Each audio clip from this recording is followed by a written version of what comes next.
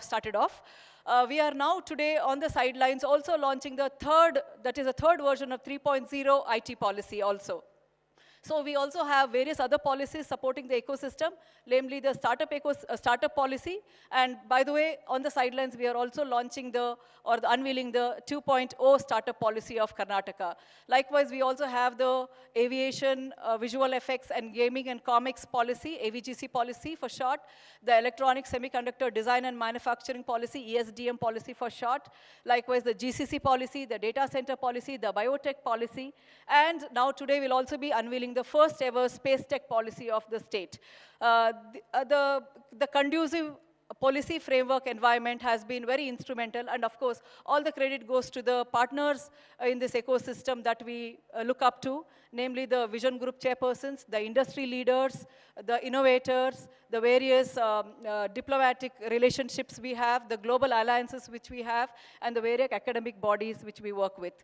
Apart from this, we also are promoting through various other, the policies also generally support in the form of, broadly in the form of incentives and interventions. Incentives to startups in the form of grants, which are free grants, which are untied grants, for them to spend on whatever they need to grow their startups or grow their ideas. Likewise, the industries are also supported by, apart from land, which is provided by the industries department, a lot of incentives in the form of waiver of duties, tax exemptions, tax holidays, interest waiver, and a lot of other similar financial incentives, including sometimes even right up to the employment-related incentives like taking over the burden of the provident fund, employment insurance, and things like that. So apart from this, there are a lot of interventions which positively are done by the policies, which cover majorly like promoting R&D. So we establish centers of excellences, incubation centers, accelerators, and various fund of funds, etc. And then beyond this, we also have Investor Connect, training and help support to the startups, etc. So centers of excellence, we are home to about 16 centers of excellence cutting across various sectors. And today we are on the anvil of launching 3 more, which will be covering the defense technologies called Deftronics and quantum, and also the agri-tech. So the 3 more centers of excellence have been recently cleared by the government and will be shortly launched. So the Bangalore Tech Summit, another new feature of the Bangalore Tech Summit 2025 is the Future Makers Conclave, which probably looks at the new age entrepreneurs, new wave of entrepreneurs who are likely to benefit. This is a forum where the new age entrepreneurs will get to interact, understand the technology and the innovation ecosystem. They probably get to interact with various investors, the industry representatives, and also have a good opportunity to network and understand how the innovation and technology system works. With these words, I would like to say that BTS has thrived on this kind of a collaboration between government, industry, startups, and investors, as it unlocks a lot of potential for the startups in the form of visibility, access to networking, pitching, and also to raise funds. At the same time, for the industry to probably invest in potential ventures. So I welcome you all to Bangalore Tech Summit. Hope we all of us have a very meaningful and useful and rewarding participation. Thank you all. Once again, I extend a warm welcome to all of you, and thank you all for giving me this attention. Thank you.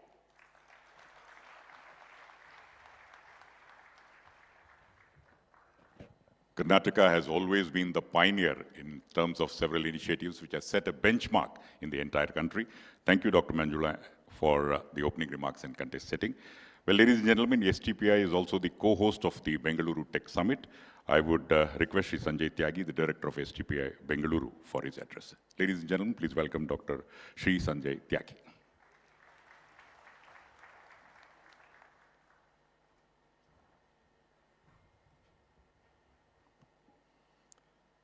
Honorable Chief Minister of Karnataka, Shri Siddaramaiah ji, Honorable Deputy Chief Minister of Karnataka, Dr. Shri D.K. Shivkumar ji, Shri M.B. Patil ji, Honorable Minister for Large and Medium Scale Industries and Infrastructure Development, Shri Priyank Kharge ji, Honorable Minister of Electronics and Information Technology. I would like to say hands-on information, the Minister of Electronics and Information Technology, Biotechnology and Rural Development, Panchayat Raj Government of Karnataka. Excellencies, captains of the industry, ladies and gentlemen. It's a proud privilege for me to standing over here and being the co-host of this event. STPI is the co-host of this event for last 28 years. And believe me, that being a director of STPI Bangalore is one of the most coveted posts in the entire country because you are working with such a wonderful ecosystem. STPI is under the Ministry of Electronics Information Technology, Government of India. We are implementing foreign trade policy of the Government of India, along with the various policies which has been envisaged by the Government of Karnataka. Why it is a coveted location? Because the 44% of the total exports from the country is being contributed by the Karnataka. That is why the 1,700 STPI and the ESTP units under our umbrella is contributing 44% of the export of the country. The export in the 24-25 was 4.6 lakh crore, and it is able to create 1 million direct jobs and 2 million indirect jobs. And I'm very glad to tell you that the financial year of 25-26 will be far, far better than the last year, and we will be crossing 5.43 lakhs crores in 25-26. That comes out to somewhere $57 billion, which is actually increase our share in the national exports. So that's why STPI is playing a very significant role in implementing the Government of India's GCC policy along with the state government. And I'm very glad to tell you that 30% of the GCC are present in Karnataka out of the entire, out of the nation. We are very grateful for the state government for bringing so many policies in the startup ecosystem. And LEAP is one of the policies which is being implemented by the Honorable IT Minister. And I've been told that there are many foreign universities. There is a Berkeley University who want to do this case study and to find out how this scheme is being implemented in such a wonderful way and transparent way. More than 1,000 startups have been nurtured by this, under this scheme, wherein 50 lakh rupees is being given a grant in aid to those startups. I congratulate the leadership of the Honorable Chief Minister, Deputy CM, and the IT Minister for this wonderful initiative, sir. Thank you very much for this. STPI have also implemented one scheme known as India BPO scheme, which we have made for taking the industry to tier 2 and tier 3 cities. And that scheme have also been very, very successful in the state of Karnataka because of this ecosystem. As Dr. Manjula told, that they are setting a lot of center of excellence, center of entrepreneurship. STPI have also taken an initiative to set up 3 centers of entrepreneurship over here. One is being supported by Mr. Kharge and Government of Karnataka. That is into the efficiency augmentation. And we are very grateful for that. In entire country, we have set up 24 centers of excellences, out of which 1,034 startups are right now being graduated and accelerated. Besides that, we are having a huge startup pavilion over here. And I will request to the Honorable Minister to visit that startup where we have brought 150 startups from all over the country, along with the KDEM. KDEM have also brought some 100 startups. So out of 500 startups, we are having 250 startups from STPI and KDEM, which makes it a wonderful place for all the investors to visit, all the mentors to visit, and look at them at the deep tech, deep tech startups which are flourishing in the state of Karnataka. This initiative, reflects our deep commitment towards making Bengaluru as a startup capital of India and hopefully of the world one day. We are also implementing a lot of policies of the electronic manufacturing cluster scheme of the Government of India, and those schemes are very successful because of the support of the Honorable Minister and the local government. And we once again thank for making us a co-host of this event. And I once again thank to the entire ecosystem for the Karnataka for making the IT industry so successful. Thank you very much.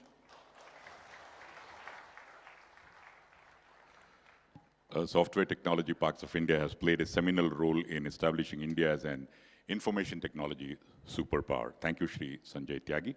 Well, ladies and gentlemen, we have several international dignitaries gracing the occasion. First of all, I would request Lord Mayor Nicholas Rathee, the Lord Mayor of Melbourne, Australia, to please come over here and address all of us. Put your hands together for Lord Mayor Nicholas Rathee.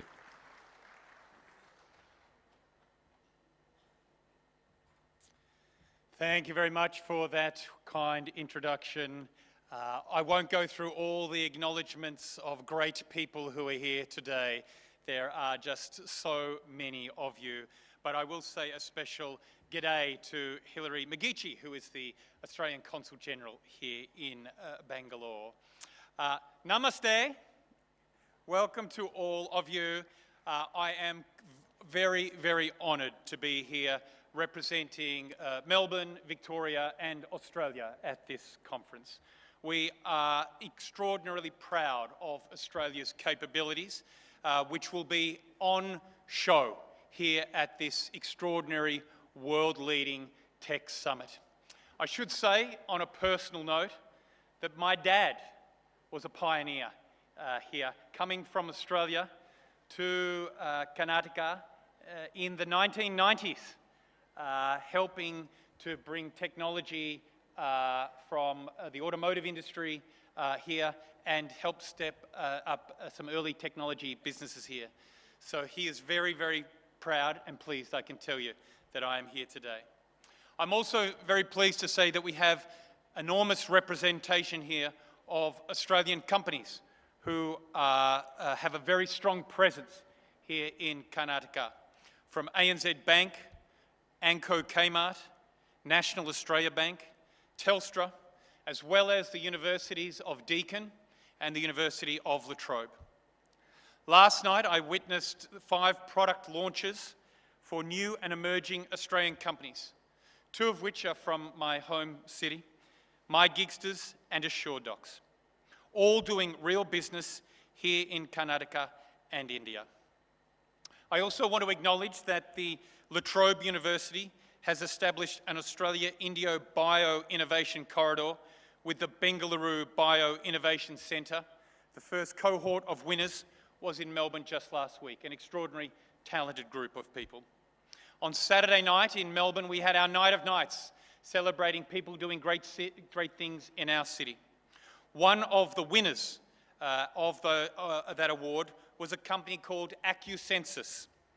They are a road safety technology company that operates in Karnataka and in the city of Pune. AccuSensus uses road safety technology, AI, that picks up speeding, people not wearing seat belts, people using their phones when they are driving.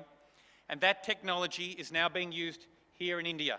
Indeed, it has halved the number of road fatalities on the Mumbai-Pune Expressway. Indeed, this Australian business, a Melbourne business, is saving lives here in India. I'm pleased to say also that I'm the first Lord Mayor of Melbourne ever to visit Bengaluru.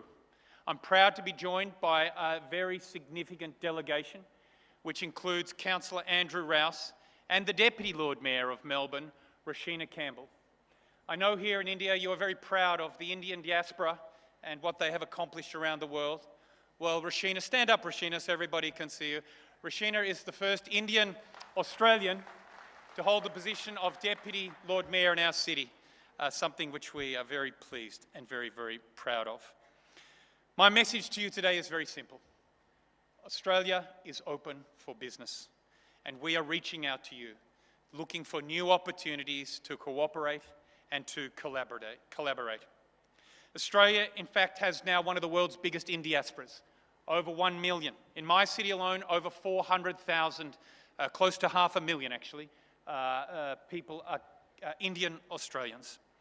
Melbourne is the biggest city in Australia now, having recently overtaken Sydney.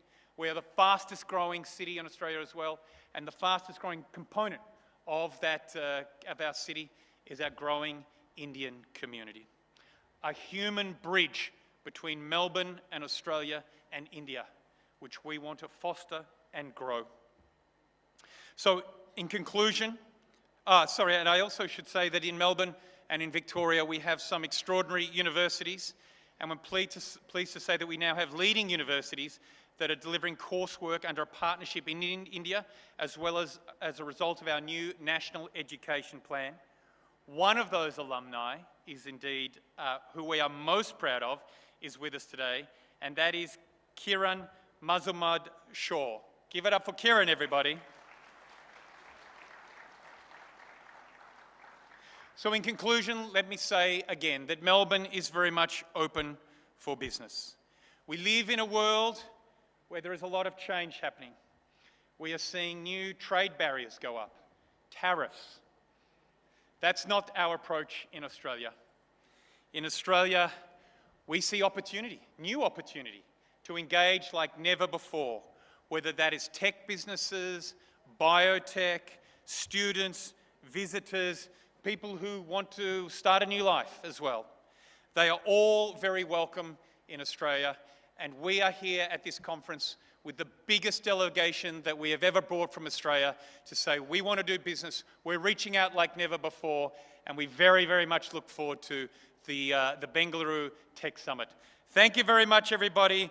Dhanyavad. Thank you so much.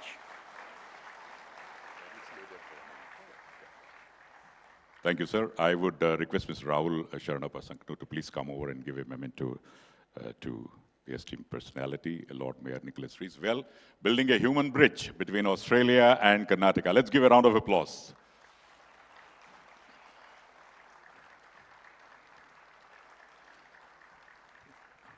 Thank you very much. We also have with us the Deputy Minister of Digitization Poland, Excellency Mr. Rafał Rosinski. I would request Mr. Rafał to please come over. Ladies and gentlemen, let's welcome Excellency Mr. Rafał Rosinski.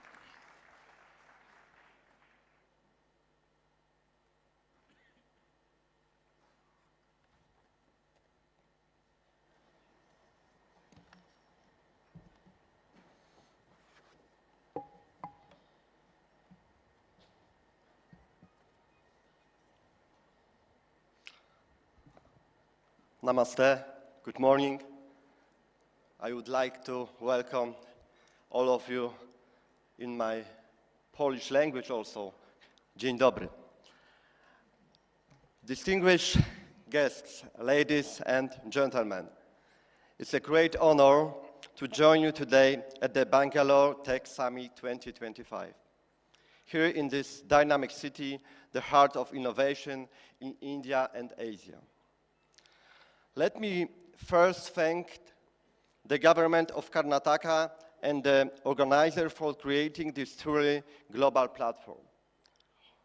With thousands of innovators, entrepreneurs, and researchers gathered under one roof, BTS 2025 is not only a showcase of technology, it's a celebration of human creativity. This year's theme, Futurize, reminds us that the future does not simply happen.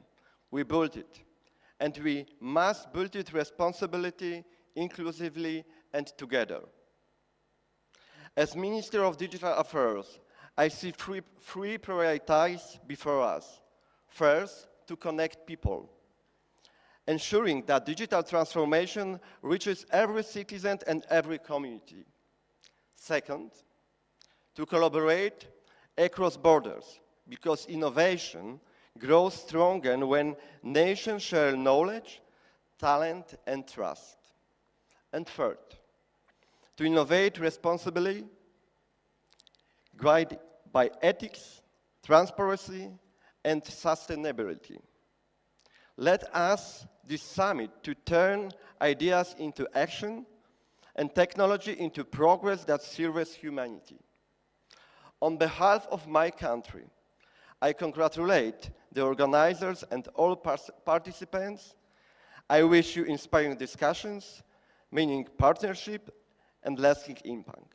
With that, it's my pleasure to officially open BTS 2025. Thank you very much.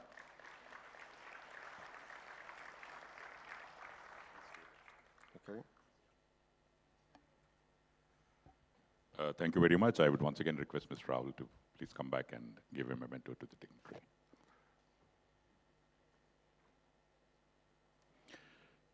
Expressing happiness to be a part of this wonderful BTS 2025. Thank you, Excellency Mr. Rafał Rosinski.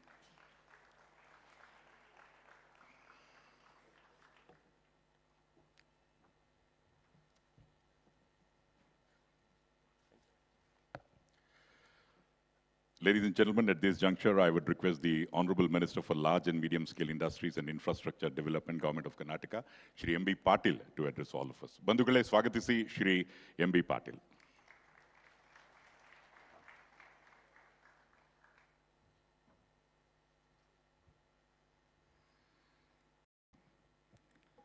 Good morning, namaste, namaskara.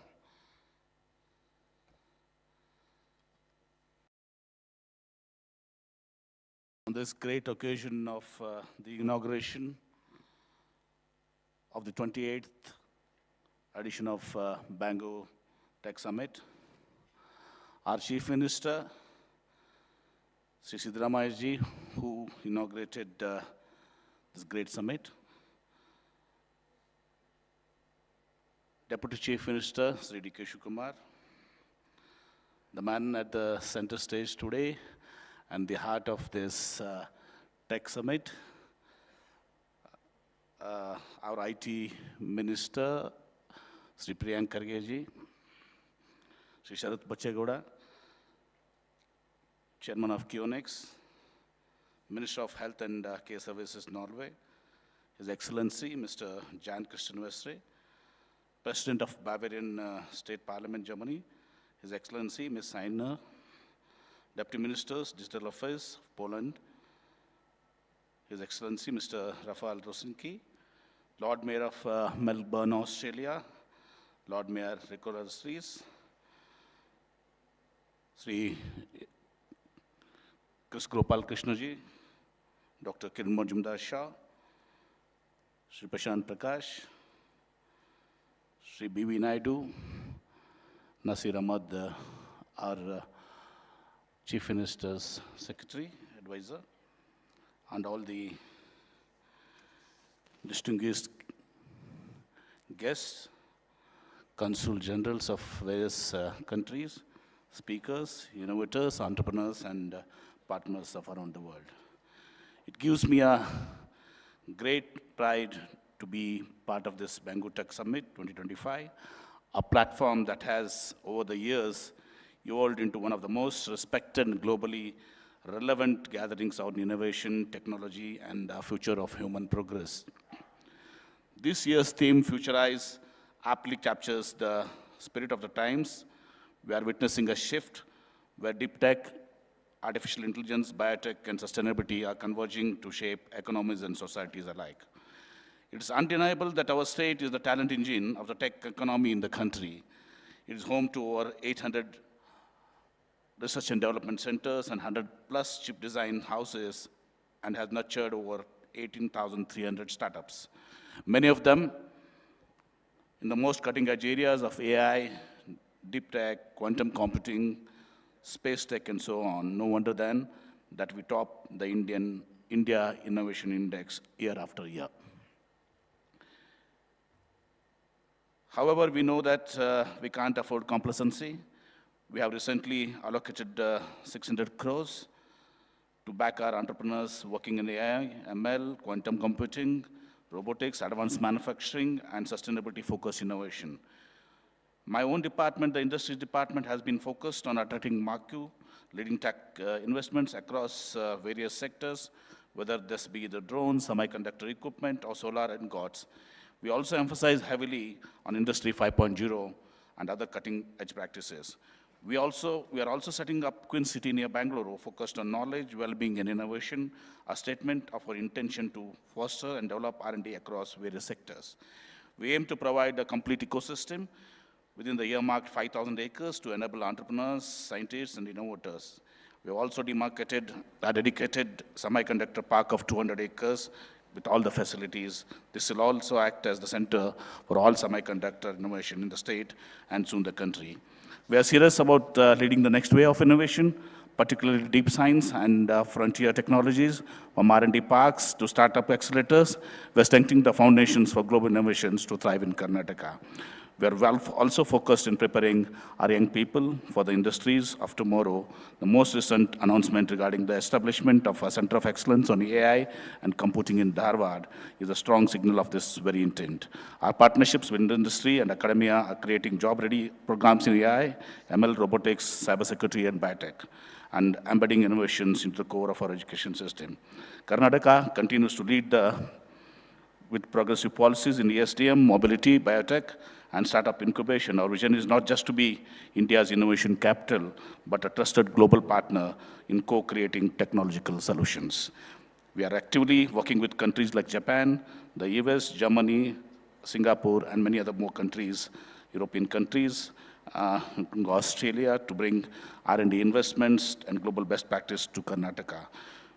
As we begin this landmark edition of BTS 2025, I urge all participants to see Karnataka as more than a mere destination, but as a partner in technology, in innovation, and in shaping the future of the global economy. I once again congratulate my IT Minister, Sri Priyank Kharge, to hosting a wonderful event here, a world-class event in Bengaluru. Thank you. Bengaluru.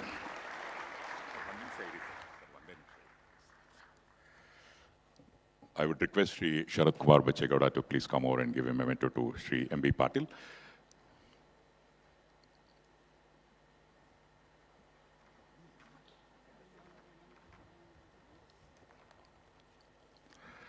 Well, ladies and gentlemen, tremendous amount of investments coming into the large and medium industry sector and also for the infrastructure development. Let's give a round of applause and thank Sri M.B. Patil.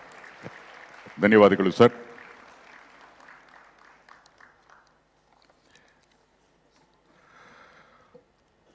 At this juncture, I would request Excellency Ms. Ilse Aigner, President of the Bavarian State Parliament, Germany, to please come over and address all of us. Let's give a round of applause and welcome.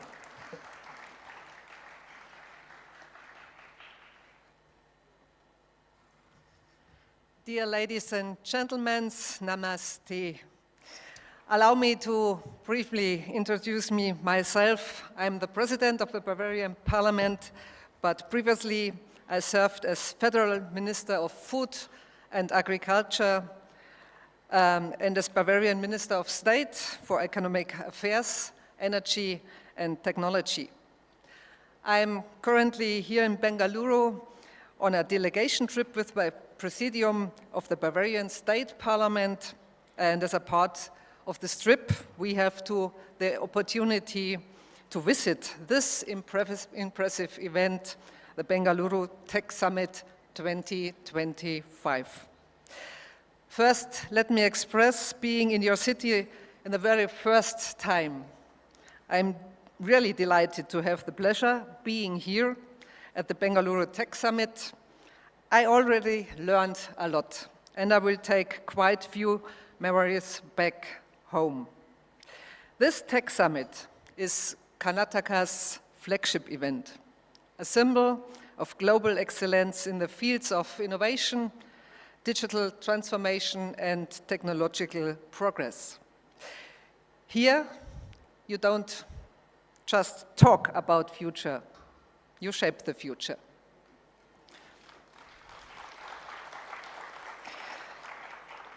From my time as Bavarian Minister of State and through my biography as an electrical engineer, I feel very connected to topics like innovation and entrepreneurship.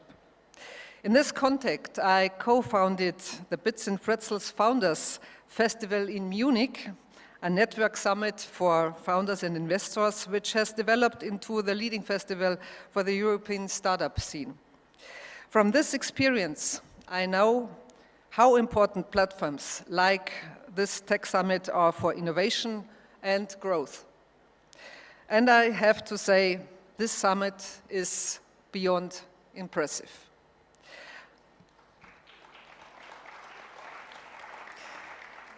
I want to extend warm greetings from the Free State of Bavaria and its parliament.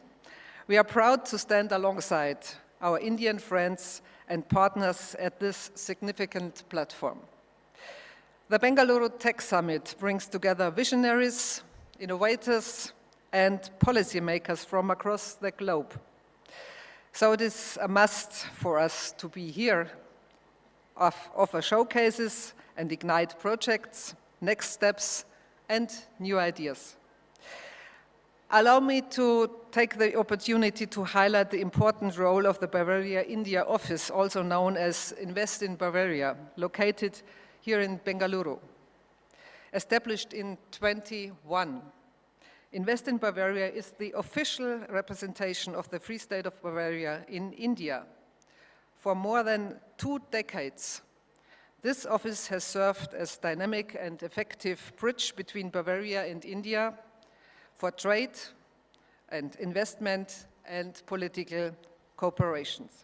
Today, hundreds of Indian companies operate in Bavaria, while many of our Bavarian global players have significant operations in India. Now, this is what I call success. However, thank you very much. However, ties between Karnataka and Bavaria are much stronger than business relationships. The parliamentary democracies, we share democratic values and principles and the freedom that comes with it. It is our common goal to strengthen and expand this connection as well. Bavaria is proud to participate at this summit. Our presence here reflects the importance of our global innovation partnerships. As a European leader in advanced technologies and applied research, Bavaria shares with Karnataka a common drive towards shaping future technologies that are sustainable, secure, and inclusive. In this spirit, I extend a warm invitation to Indian startups, scale-ups, and established enterprises to explore Bavaria as your gate to Europe. With our cutting-edge research institutions and our vibrant startup ecosystems, Bavaria offers Indian companies a perfect platform for global expansion and sustainable success. I would like to encourage you to get in touch with our office here for any information, assistance, or hopefully much more. Bavaria is ready for your business. Let me conclude by expressing my sincere appreciation to the government of Karnataka for its enduring partnership and friendship. Together, through forums as the BTS, we will continue to build bridges between our peoples, our economies, our democracies, and our shared future. Thank you for listening.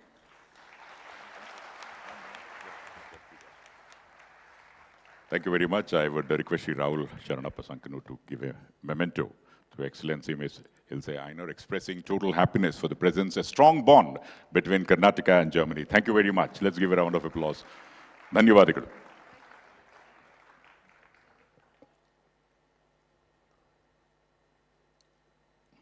Thank you very much.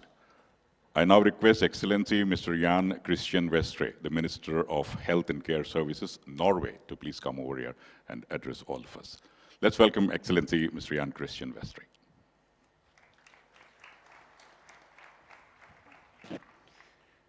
So, Honorable Minister and Deputy Chief Minister, Minister Karge, Ministers, Excellencies, business partners, ladies and gentlemen, friends, Namaskara. It is with great honor I wish you all a very good morning here at the inauguration of the Bangalore Tech Summit. Shubh Hoda Ya. Today is the time to rise and to shine. Today is the time to shape tomorrow's world and to live up to the catchphrase of this Tech Summit, igniting Futurize. As Minister of Health and Care Services of Norway, I have to say I am deeply impressed by India's and yours developments and ambitions in digitalization and technology. You are actually leading the world here. Countries around the globe have taken notice at how India and this region has built out a fully digital public infrastructure. The way you have shown way in making services digital and bringing them seamlessly to people at population scale, the biggest in the world, is nothing short of incredible. The world, including Norway, has so much to learn from your solutions. Therefore, I am very delighted to be in Bengaluru today to witness India's IT capital up front. The aim of the Norwegian government is also ambitious. We want to become the world's most digitalized country. And to get there, we need digitally transformation in our entire public sector. The healthcare sector is at the forefront. Achieving this ambition requires stronger governance and coordination across public sector. But friends, it also requires the best ideas, the foresighted minds. Global trends in communicable and non-communicable diseases, demography, an aging population, and climate change are significantly impacting our healthcare sectors. And this approach requires an acceleration of innovation and digitalization. We need to pursue sustainable solutions to promote a healthier population and to ensure robust and sustainable health service provision. Friends, we need to futurize. The key to success is within our great audience here today. I am most certain about that. Businesses are the backbone of our economies, our prosperity, and our future. Tomorrow's solutions are in your clever heads and hands.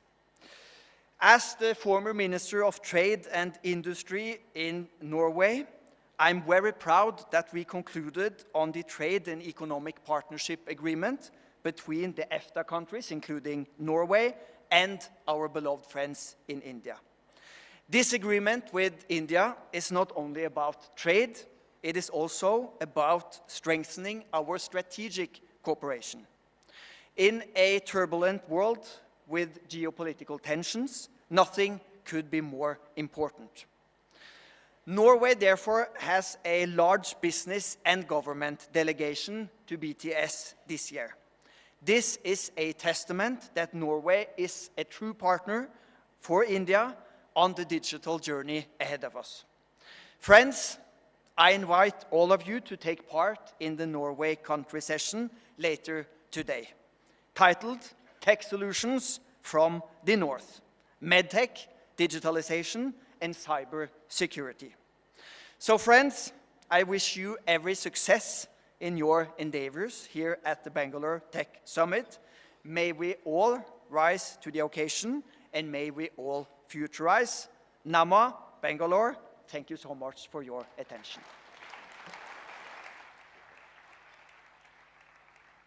Thank you very much. I would request Mr. Sri Rahul to please come back again and give him a memento. Well, another true partner for Karnataka in terms of growth and development. Let's give a round of applause and thank Excellency Sri Jan Christian Vestre.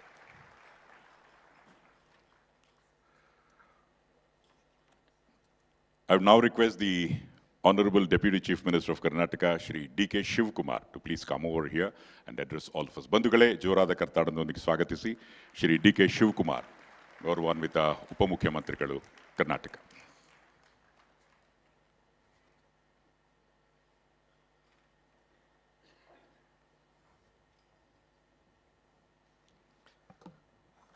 Namaskar. Good morning. Good morning.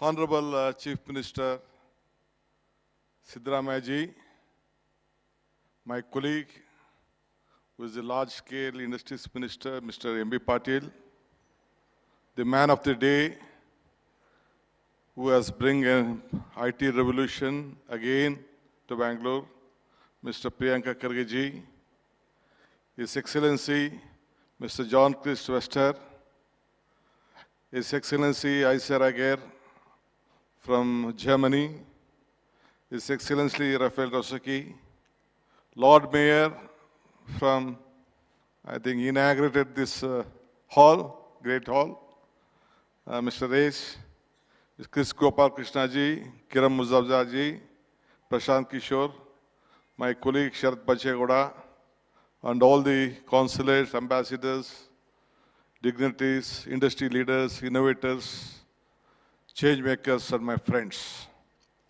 It is my privilege to welcome all of you to Bangalore Tech Summit today under the inspiring theme of Futurize. Futurize is not a slogan. It is a change. It is a call of action. A commitment to anticipate change, innovation, to build the foundation of tomorrow and today.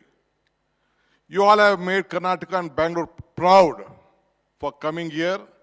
The success of Bangalore lies on the confidence you have restored on us today being participate on this great event.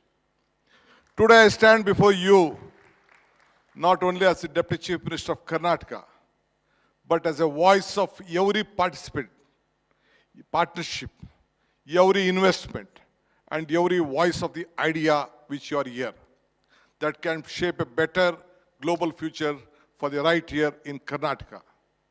This Bangalore Tech Summit 2025, as my friend said, the 28th edition of the flagship IT event of Karnataka, is started in 1998. And I was also the minister at S.M. Krishna's regime who laid the foundation on 99 to 2004. Then I was the urban development minister during Krishnaji's time, who played a part in shaping the prestigious event. Bangalore Tech Summit is in Asia is one of the largest in the world, as you have agreed. Many of you acknowledged this event reinforces Bangalore's position as the IT capital of the world. For the first time, the event has moved from Bangalore Palace to this Bangalore International Exhibition Center. I'm very happy 25 years back, I only gave this license to start this great center. At that point of time, I was in the UD ministry. But today, 16 nations are participating in this event. All the 30 states from all over the country have been participating, and we have 1,200 exhibitors, 15,000 delegates, 10,000 startups, and more than 60,000 attendees are on the way to participate in the next 3 days. We are expecting about 550 speakers all over the world to participate in this event. Karnataka rise an IT powerhouse in neither is not an accident nor a coincidence. Incentive from the government, from the private sector has made Karnataka what is today. Karnataka, as my friend said, that this is the state where the new IT policy was first started in this country. Karnataka also started the first IT department. Bangalore is next Georgia city. It is an idea, it is a movement, and an ever-evolving engine of transformation, as my global leaders who just said, commented on Bangalore. Often we refer this as the garden city. Today, you know that it is not only a Silicon Valley of India and the startup capital of Asia. Bangalore stands convenient and heritage with the high-tech culture and cosmopolitan traditions and transformation. At the same time, I think you all agree that this is a city with health and education only. As you know that in education, my secretary was telling you about the number of engineering college, number of IT professions which we are producing every year. In Bangalore, we have more than, the population of Bangalore is 25 lakhs of IT professionals. 13 lakh are there in California. You imagine the strength of quality IT professional. Though our population is 1.4 crores, almost 20% IT professionals stands in this country and in this city, which we are proud. Today you are looking at many of the friends from global are inviting all of us, all of you to be a part of this event. Many world leaders have come to Bangalore. Instead of going to Delhi, the prime ministers have said that the world leaders have come to Bangalore, then going to Delhi. This shows the confidence which you have shown to this garden city. The city is not only, my chief minister was telling to one of my friends as we entered, welcome to the, what you said, the weather, the culture, and he was telling that this is the city with great, I think, the air-conditioned city, the entire city connecting to other part. So Bangalore has more than 400 RD and centers which is here. The presence of 500 Fortune companies in income, or 12,000 active startups, making it one of the densest startup of the hubs globally. This city contributes over 40%, as all my friends said, more than 40 to 44% of the Indian software exports. I don't want to tell much more on Bangalore. You all know Bangalore well. But one thing I would like to tell you, technology and talent are the Bangalore twin pillars. Bangalore's strength lies just in infrastructure and policy initiatives. You know that I would like to tell you, we have more number of engineering colleges, more number of paramedical, we have more number of medical colleges, and a great talent pool very long back. We have, there is no surprise that all the the top 5 AI talented cities in the world, this is there. We recognize talent, technology, innovation, investment, flourish only in the foundation are strong. That is why our government is accelerating infrastructure at high speed. But one thing I would like to tell you, that we know that you have trust in us. You have come to Bangalore, you have belief in us. We know that what is your problem. We are there, we are coming out with the greatest one of the infrastructure in these recent times. We are investing more than 1.5 lakh crores for the development of various infrastructure on mobility and various things. We know that we are coming out with about 41 kilometers of double-decker, twin tunnel, elevated corridor, buffer roads, and Bangalore business corridor, about 131 2 kilometers, to see that this traffic will come down. Anyway, be confident in order to help us and coordinate.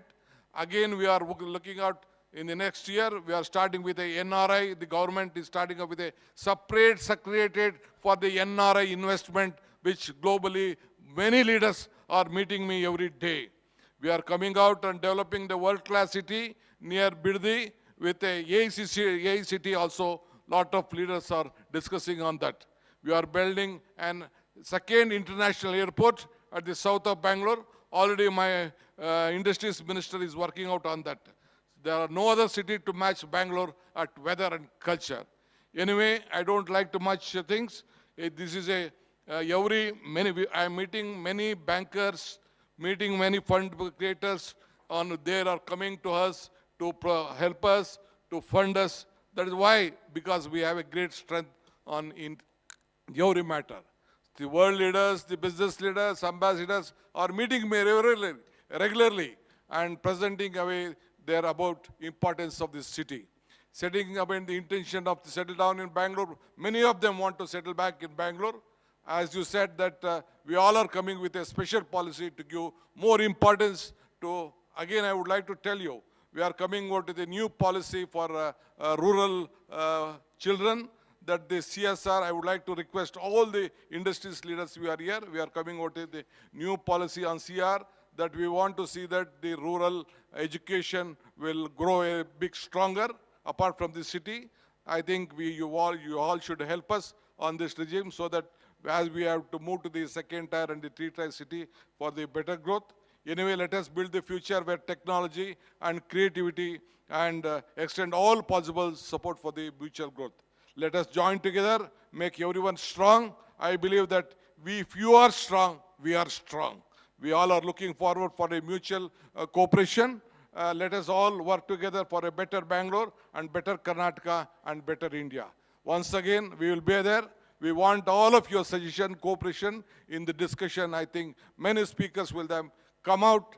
Our leaders will take note of this. Let us all join together. I always tell that joining together is the beginning.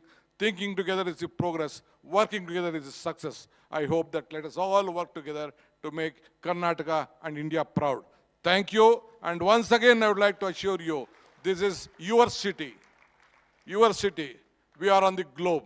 We want to compete on globally. We want global leaders to be in Bangalore. We want issues to be shared here. And this is your city which you can grow and make strong. Thank you once again. Jai Hind, Jai Karnataka, Jai Bharat. Thank you, sir. I would request the Honorable Minister Shri Priyank Kharge to kindly come over and give a memento to the highly dynamic Shri D.K. Shivkumarji. Well, ladies and gentlemen, Karnataka is indeed the place to be. Let's give a round of applause and thank Shri D.K. Shivkumar, sir. Dhanyavadalu, sir.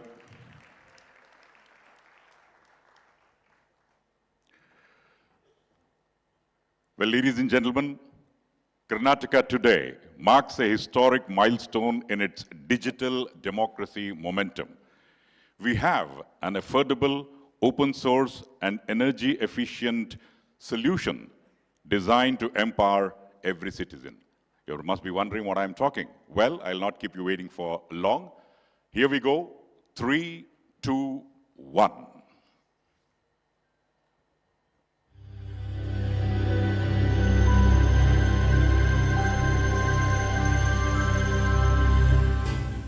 Namaskaram. Karnataka is writing a bold new chapter in India's deep tech journey. In a landmark move to bridge the digital divide and democratize computing, the government of Karnataka, in collaboration with semiconductor partners and AI-first system integrator, proudly unveils Kio. Kio is knowledge-driven, economical, and open source. It is an affordable AI-powered personal computer built on India's own RISC-V application processor. Designed in Karnataka, developed in Karnataka, the Kio personal computer reflects the state's commitment to inclusive innovation and accessible computing at the grassroots. By delivering cost-effective AI hardware, this initiative further strengthens Karnataka's position as a nerve center of India's semiconductor and AI ecosystems. Kio showcases how Department of Electronics, Information Technology, and Biotechnology are partnering with disruptive startups to build technology that is scalable and meaningful for a future-ready talent. Kio is proof of what becomes possible when policy meets local innovations, bringing affordable and intelligent computing within the reach of every student, engineer, creator, disruptor, and enterprise. Kionix was founded with the intention of being a global beacon of electronic innovation. Leaning into this heritage, we have now purpose-built the Kio for providing an affordable mass computing solution for all. Built from the ground up, the ethos of Kio is open source. Open source RISC-V based system on chip, open source Linux-based operating system, learning, programming, productivity, and creativity tools. Kio is India's most affordable PC with an AI core, meaning AI can now be deployed at the edge and available to all. In a first of its kind, we have created Budh, an AI agent trained on Karnataka's state education, research, and training syllabus, working locally without any need to access the internet. Kio can be deployed across verticals such as primary education, institutions of higher learning, small businesses, startups, government offices, and even homes. After several form factor and hardware iterations and multiple software optimizations, Kio comes fully loaded with state-of-the-art memory and RAM, 4G, Wi-Fi, and Ethernet, USB A and C ports, HDMI and audio jack connectivity. All features of a computer in a compact form factor at the most affordable price.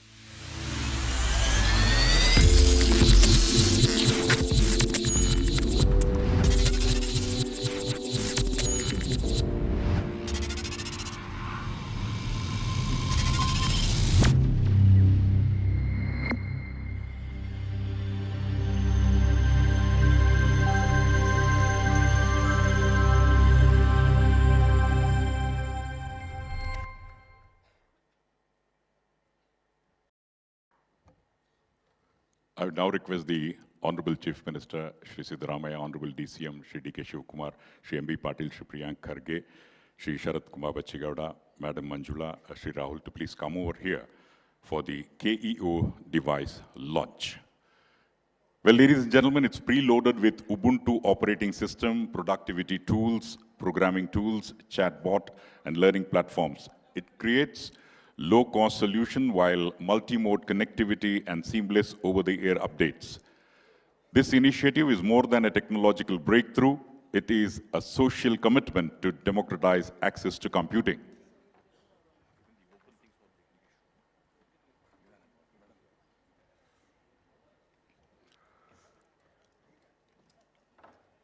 Across Karnataka's schools, institutions, small businesses, startups, and government citizen services, especially in rural and remote regions, and I'm not able to understand the mute silence in the hall. Ladies and gentlemen, yes, put your hands together.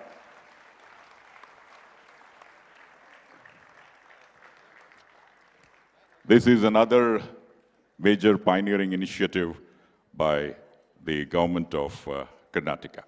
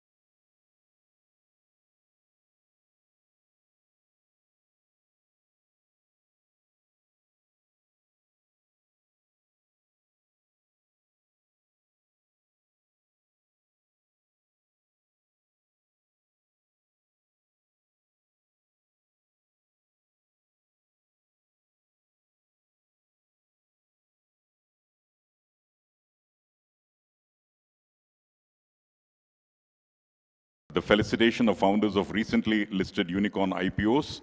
I would like to call upon Mr. Harsh Jain, co-founder of Grow, to please come over and accept the felicitation. Put your hands together.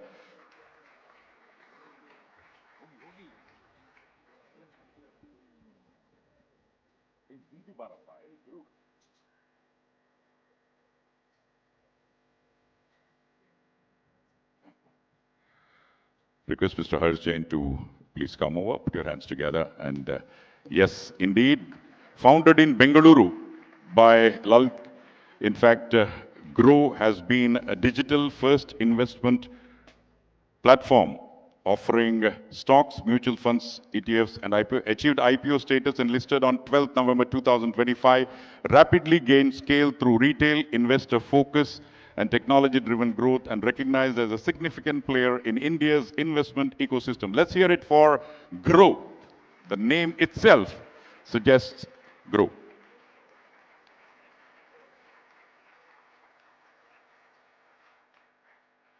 Thank you very much. We now have another felicitation. I would request Mr. Tarun Mehta, co-founder, Aether Energy, to please come over. Mr. Tarun Mehta, yeah. Put your hands together for Aether Energy, founded in Bengaluru in 2013 by Tarun Mehta and Swapnil Jain. Designs and manufactures smart electric two-wheelers, charging infrastructure and software services, achieved IPO status and listed on 6th of May 2025, positioned as a key leader in India's mobility transition toward electric vehicles. Let's give a huge round of applause. This combines innovation, manufacturing, and software to shape the future of transport.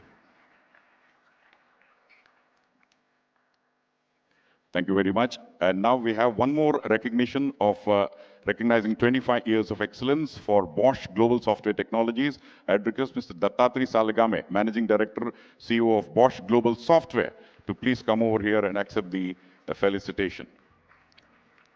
Established in Bengaluru in 1997, serving as the largest software and R&D center of the Bosch Group, It employs 23,000 professionals globally, and still we don't want to clap. Making it a major hub for software-led engineering and digital innovation, completed 25 years in India, marking a significant milestone of innovation, engineering excellence, and industry impact. It's recognized as a trusted partner for building scalable, intelligent, and future-ready digital solutions that support global business transformation. Congratulations to Bosch.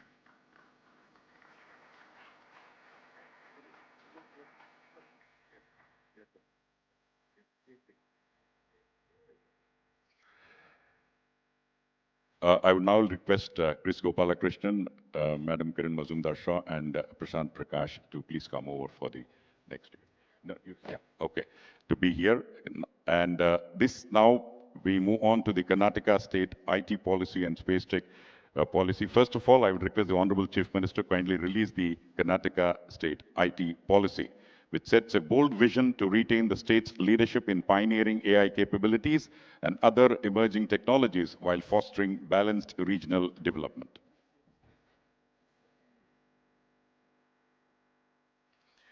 This policy aims to significantly expand the IT sector's contribution to the gross state value added from 26% to 36%, creation of 90+ lakh jobs, growth of software exports to 11.5 lakh crores by 2030. Ladies and gentlemen, Karnataka State IT Policy 2025 to 2030.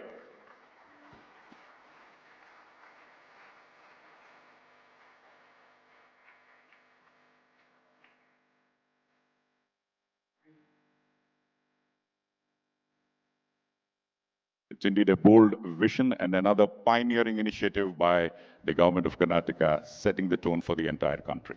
We also have a space tech policy for 2025-2030. Karnataka has long been the center of India's space journey, hosting ISRO, DRDO, CPSEs, and startups. I would request the Honorable Chief Minister and dignitaries to kindly release the Space Tech Policy 2025-2030. Bengaluru in Karnataka is widely recognized as the leading space tech innovation and entrepreneurship hub in South and Southeast Asia. The state targets training 50,000 learners, attracting $3 billion investments, and establishing space manufacturing and testing facilities. Ladies and gentlemen, please note the goal is to enable global competitiveness, strengthen startups and MSMEs, and achieve 50% share of India's space tech market by 2033. Let's give a round of applause for this another major initiative.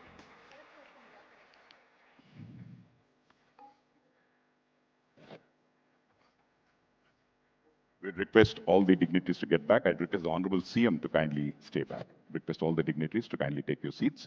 Ladies and gentlemen, it's indeed my privilege and pleasure to request the Honorable Chief Minister of Karnataka in a short while from now, in a few moments from now, to address all of us. ಬಂಧುಗಳೇ, ಸ್ವಾಗತಿಸಿ ಸನ್ಮಾನ್ಯ ಮುಖ್ಯಮಂತ್ರಿಗಳಾದ Shri Siddaramaiah.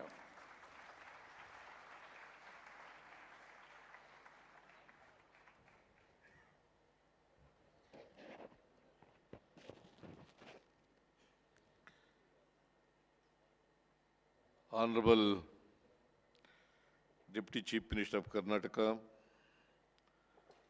Sri D.K. Shivkumar, Honorable Minister of Large and Medium Industries and Infrastructure Development, Government of Karnataka, Sri M.B. Patil, Honorable Minister of Electronics, IT and BT, Rural Development and Panchayat Raj, Government of Karnataka, Sri Priyank Karge,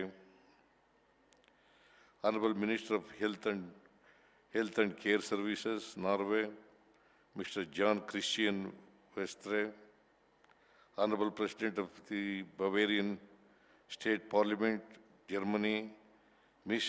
Heiner, Honorable Deputy Chief Minister of Digital Affairs, Poland, Mr. Rafal Rosinski, Honorable Lord Mayor of Melbourne, Australia, Lord Mayor Nicholas Rees,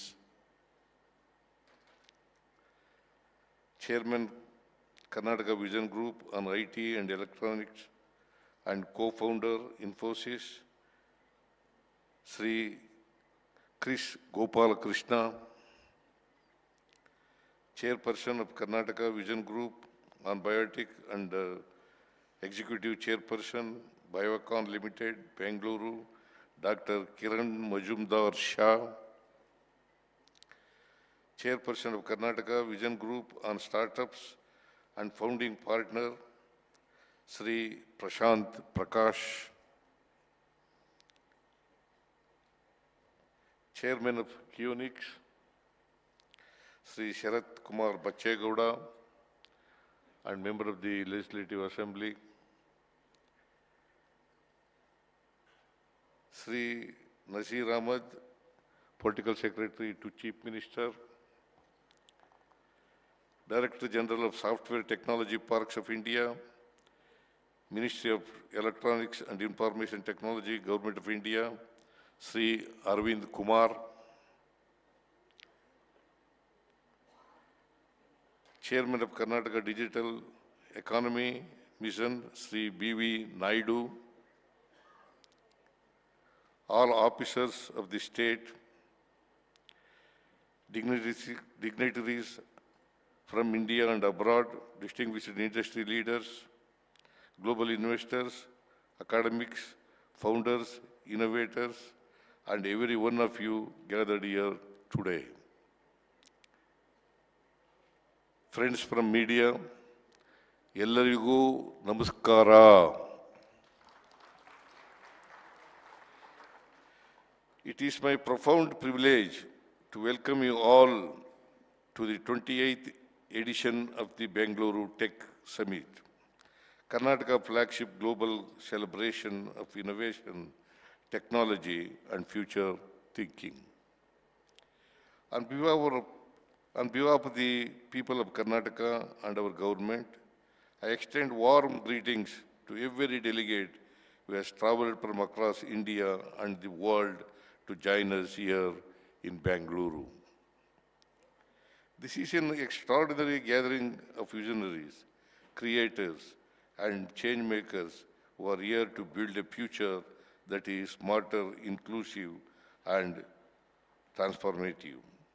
For nearly 3 decades, the Bengaluru Tech Summit has been beacon for the world peace where ideas take flight, where technologies emerge, converge, where partnerships are forged, and where the world looks to understand where the future is headed.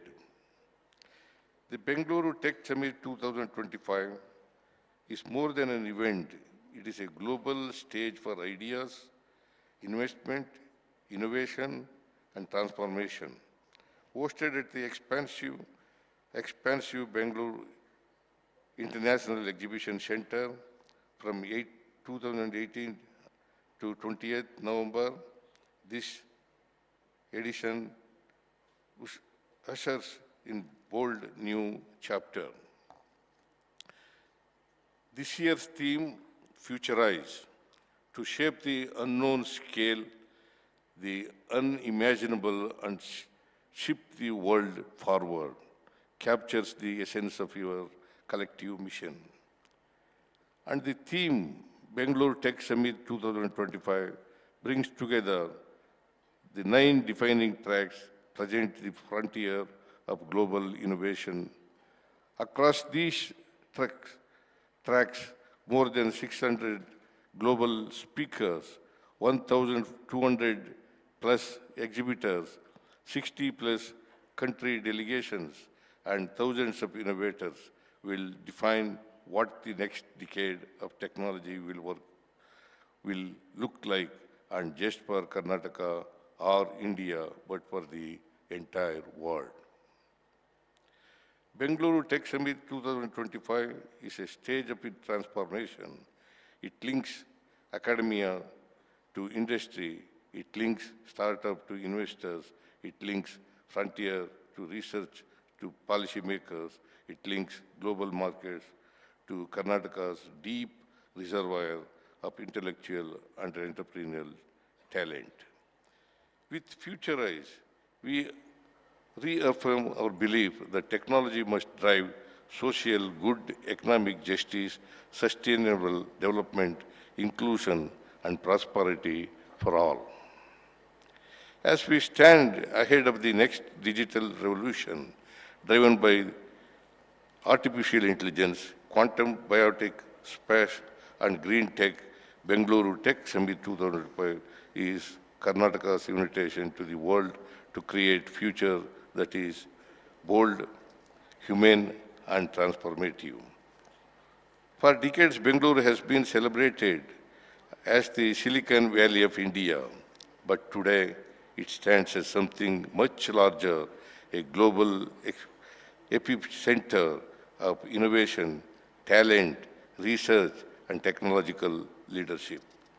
Karnataka's rise as a technology powerhouse is no accident. It is the result of every visionary policies, deep institutional strength, and an ecosystem that nurtures creativity and excellence at every stage. Karnataka is powered by one of the world's strongest knowledge ecosystems. We are home to 85 universities, 243 engineering colleges, and nearly 1,800 ITIs. The state's workforce demonstrates a low unemployment rate of 4.3%, highlighting productivity and employability. Our city hosts premier institutions such as IIC, IIM, IIT, NCBS, JNCSR, NIMANS, DRDO labs, ISRO centers, and several world-class private universities, creating an unparalleled intellectual ecosystem. Bengaluru has become synonymous with entrepreneurial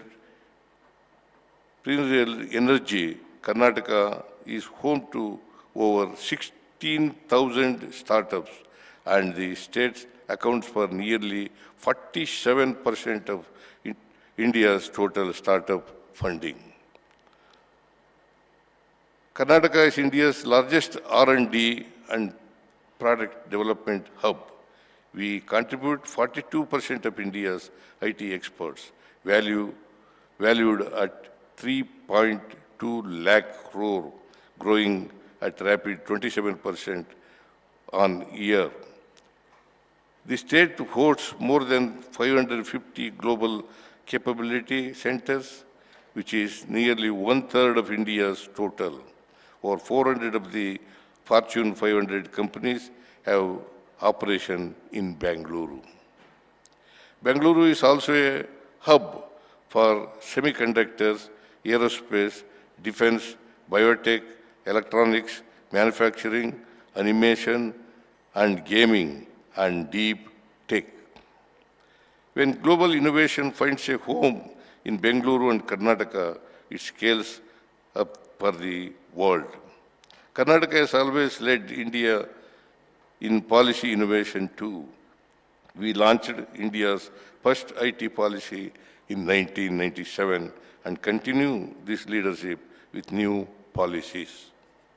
At this summit, we are also taking historic step with the launch of 3 transformative policies in Karnataka: Information Technology Policy 2025-2030, the Space Tech Policy 2025-2030, and the Startup Policy 2025-2030. Simply put, Karnataka offers everything business requires, from research to markets, from infrastructure to talent. Innovation thrives where quality of life thrives. Karnataka is not simply participating in the global tech revolution, it is leading it. Our commitment also extends to building future-ready infrastructure for deep science and advanced engineering. We have established centers of excellence in artificial intelligence, cyber security, data science, animation, and robotics. Karnataka is the first state in India to launch a dedicated roadmap for quantum technologies. A defining feature of our approach is inclusivity. Through the Beyond Bengaluru initiative, we are consciously decentralizing our technology economy by developing Tier 2 cities as the next generation innovation clusters. This is not merely an economic strategy, it is a commitment to equitable growth. Every district in Karnataka must have access to the opportunities of the digital age. Every young person, whether in metro or small town, should have the chance to build a career in high-value technology and research. At the heart of our governance model is a commitment to transparency, friendship, predictability, and stability.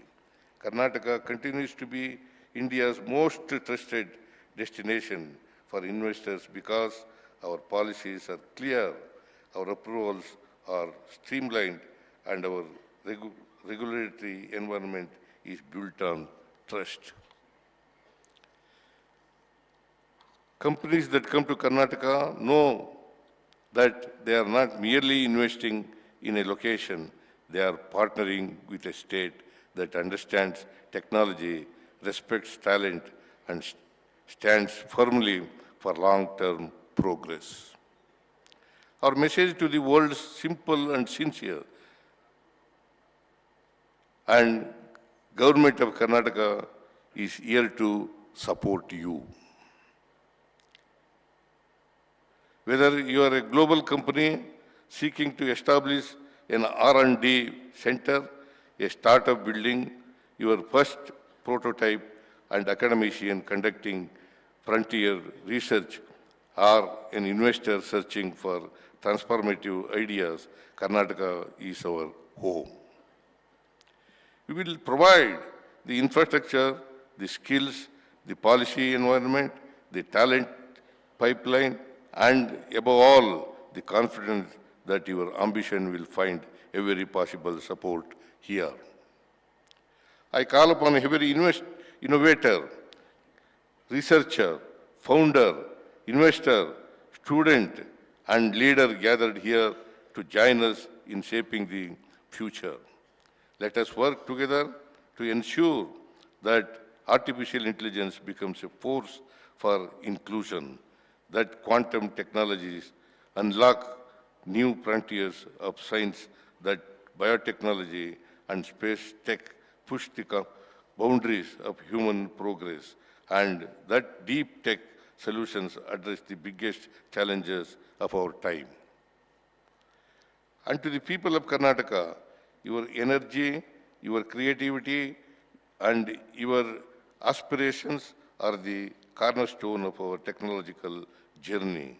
This summit, the future it represents, belongs to you.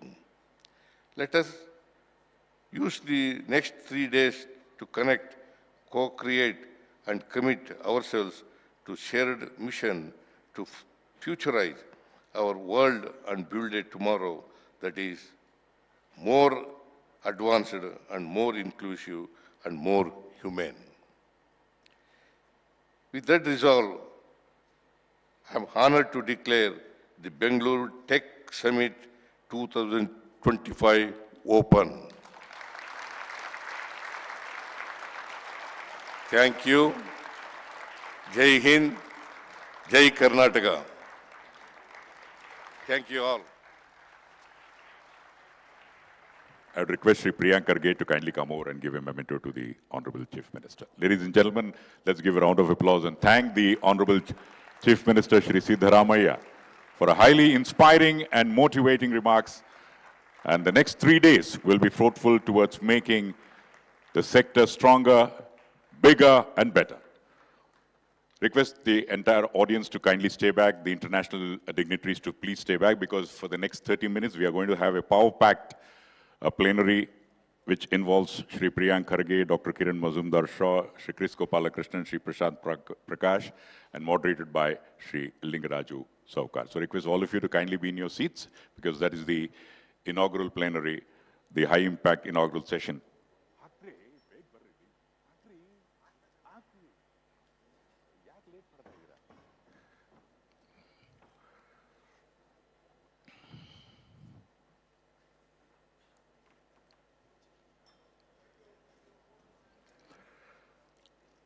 The plenary will unfold in a few moments from now. We would like to thank the Honorable Chief Minister of Karnataka, Shri Siddaramaiah, the Honorable Deputy Chief Minister of Karnataka, Shri D.K. Shivkumar, the Honorable Minister for Large and Medium Industries and Infrastructure Development, Shri M.B. Patil.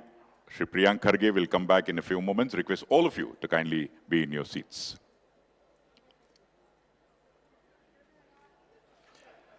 The high-impact plenary in a short while from now will bring together the chairs of Karnataka's vision groups with the Honorable Minister Shri Kharge, Priyank Kharge, to discuss how India can accelerate beyond incremental progress and move towards breakthrough pole vaulting growth. The conversation will explore bold strategies, sectoral priorities, policy enablers, and innovation pathways that can position Karnataka and India as a global leader in technology, entrepreneurship, and future-ready development.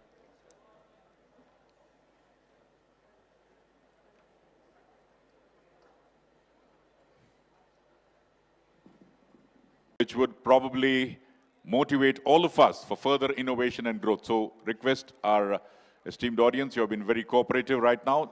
Request all of you to please stay back as the inaugural session will be over in the next 30 minutes with the interesting conversation in a short while from now involving the Honorable Minister Shri Priyank Kharge, Dr. Kiran Mazumdar Shaw, Shri Chris Gopalakrishnan, Shri Prashant Prakash, and will be moderated by Shri Lingaraju Saukar, the President of Kyndryl India. Request all of you to stay back.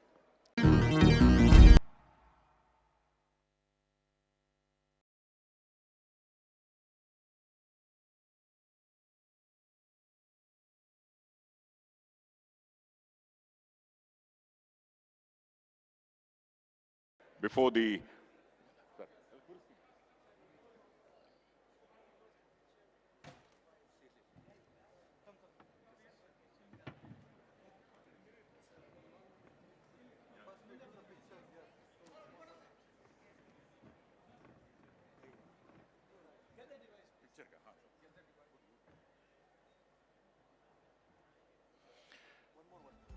for the benefit of our friends from media, ladies and gentlemen, once again, the display of the Devour Pack panel to take your seats.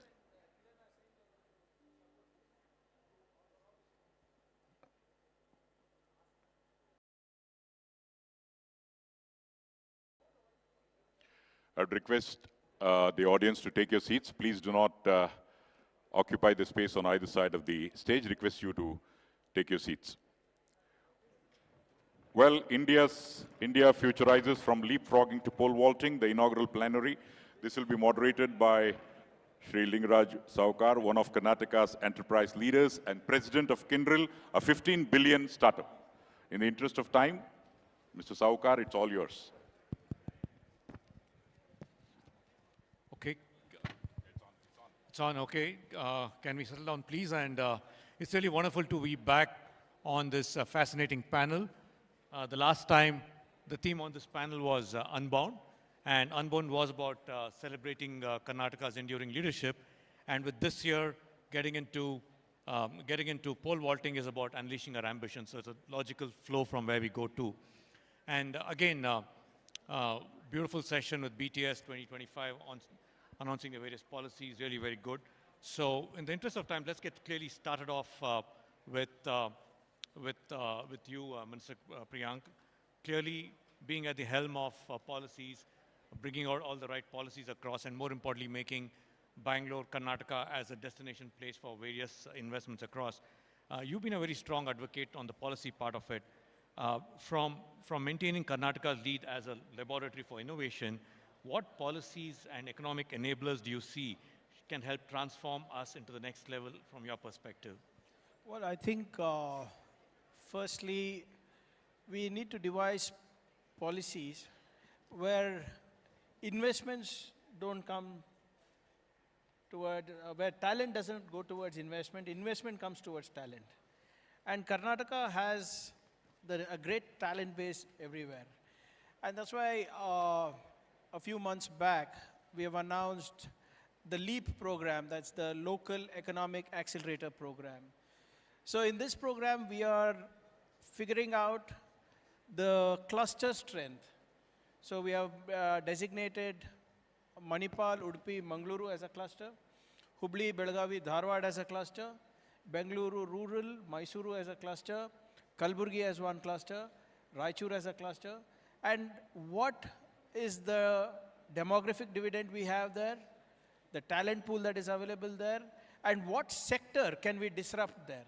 So based on that, we are ensuring, we are accentuating, we are accelerating technology there.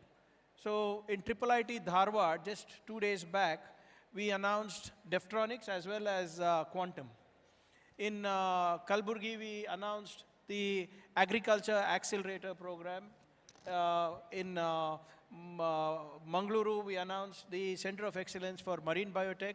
So I think that if we want to pole vault, we need to create these local economic engines for innovation, for invention. So build a solid base of skills, top it up with accelerators, top that up with centers of excellence, top that up with budget, and top that up with policies. I think when we do this, we will be able to ensure that innovations and inventions happen across Karnataka. We'll be able to get the right talent to invent and innovate, not just for Karnataka, but for the world as well. So I think that is something that the government of Karnataka has taken extremely seriously, the LEAP program. And probably in a year or two, you will see great results coming out from our initiative of Beyond Bengaluru. I think very well put across that it's not one piece of it, but it's a layered approach of how, right from the foundational level, as we go to the top. So Chris, if I may pick up from this point about pole vaulting Karnataka, pole vaulting things across. I think you've always been a strong proponent that, look, we got to move from being implementers of others' ideas to becoming inventors. And you very clearly see that, look, there are these new spaces in quantum AI where nobody's the leader yet, and that's a space with which we can. So would like to get your views on that and how you see that as an art of possible for us here. So we have the largest talent base in the country when it comes to technology. But this talent has to now reimagine the role that they're going to play from a services-led growth to a product-led growth. Now, this is necessary for Karnataka. You know, Minister Karge already talked about each city, each location taking responsibility for a particular area. So, with that in mind, our professionals will have to think about what are the white spaces in these areas and how can they build products in those areas where nobody is yet a leader, but we can now become a leader. Second thing is our IT professionals will have to think about collaborating across the value chain, not just in their own organization, but they need to work with the research ecosystem, they need to work with the startup ecosystem, they can act as investors, mentors, founders, employee, many roles are there. So they need to make sure that they actively participate in creating that complete value chain in Karnataka, not let some other region or state take part in that at this point. And last but not the least, I would say that jobs are changing and jobs will continue to evolve, change, and we have to make sure that we stay relevant. We have to be retrained. We have to make sure that we have a role to play in making this happen. So the three things that I talk about are, how do you create a product-led economy within Karnataka, the white spaces that you have? How do you collaborate across the value chain from all the way to research to innovation to entrepreneurship? And last but not the least, how do you stay relevant? I think you spoke about product, and I'll come to Prashant, but before that, Kiran, to you, right? I think with the convergence of biotechnology, computation, and engineering all happening close by, you're very passionate about this sorry, with biodigital sovereignty as a area, and from your point of view and your vantage point, how do you see that we should not miss this wave, but actually not just create, but ride the wave of this area? So first and foremost, I think it is well recognized the world over that the future of biology is computational. And Karnataka had the vision to create the Institute of Biotechnology and Bioinformatics and Applied Biotechnology 25 years ago as an institute that was going to focus on computational biology. And I think that investment, that vision has paid off big time for us, because today, IBAB is considered a center of excellence, not just in Karnataka, but in the country. And I think we should keep investing in now this sector in a big way, because we have the unique opportunity of combining, you know, IT and biotech in a futuristic way. And I think investing in bio-IT or computational biology or quantum biology is going to make us lead globally.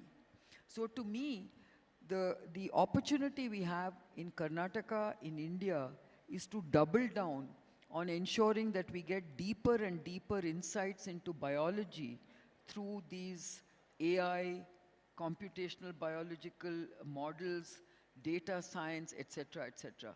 And what better place than Bangalore to do all this? And we already have a number of companies who are already beginning to invest in this sector, and we should support them. And I think Karnataka has played a very important role in supporting these nascent companies that have already initiated a lot of active work in this area. I must remind you that even Art Park is focusing on computational biology-based startups. And, you know, the CRISPR bits technology has also come out of this understanding.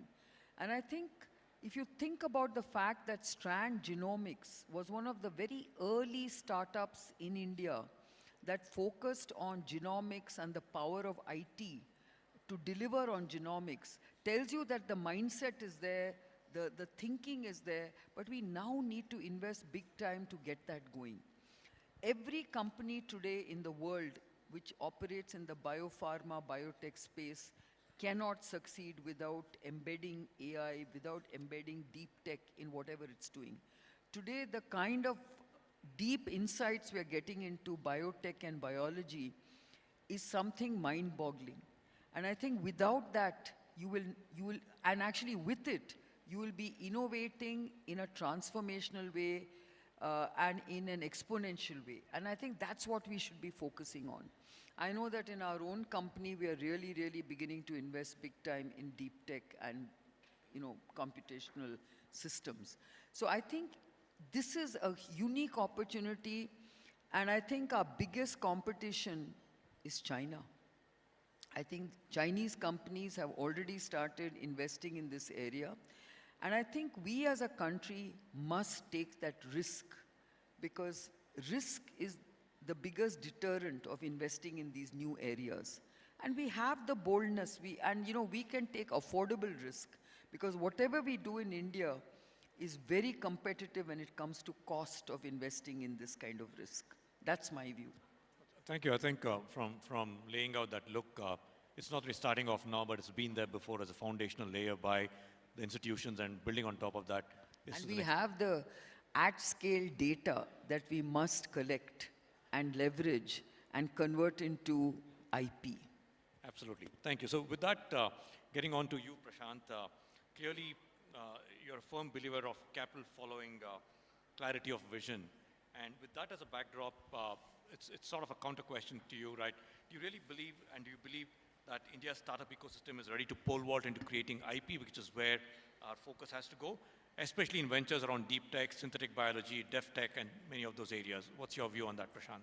Yeah, I think just taking from where Chris was talking about India's capability to transform itself from just coding to product creation, I think our entrepreneurs today are able to become innovators and are going beyond just building apps for urban convenience. I mean, we have built enough convenience apps for our cities, but I think what we really need now is capabilities that give our nation leverage and the ability to use our sovereign capabilities, not only just in biology, could be in defense, could be in semiconductors, space tech, across the board. And these were areas that startups were not necessarily there. But I think the policies that the government has done has built those bridges between ISRO and startups, the space tech policy.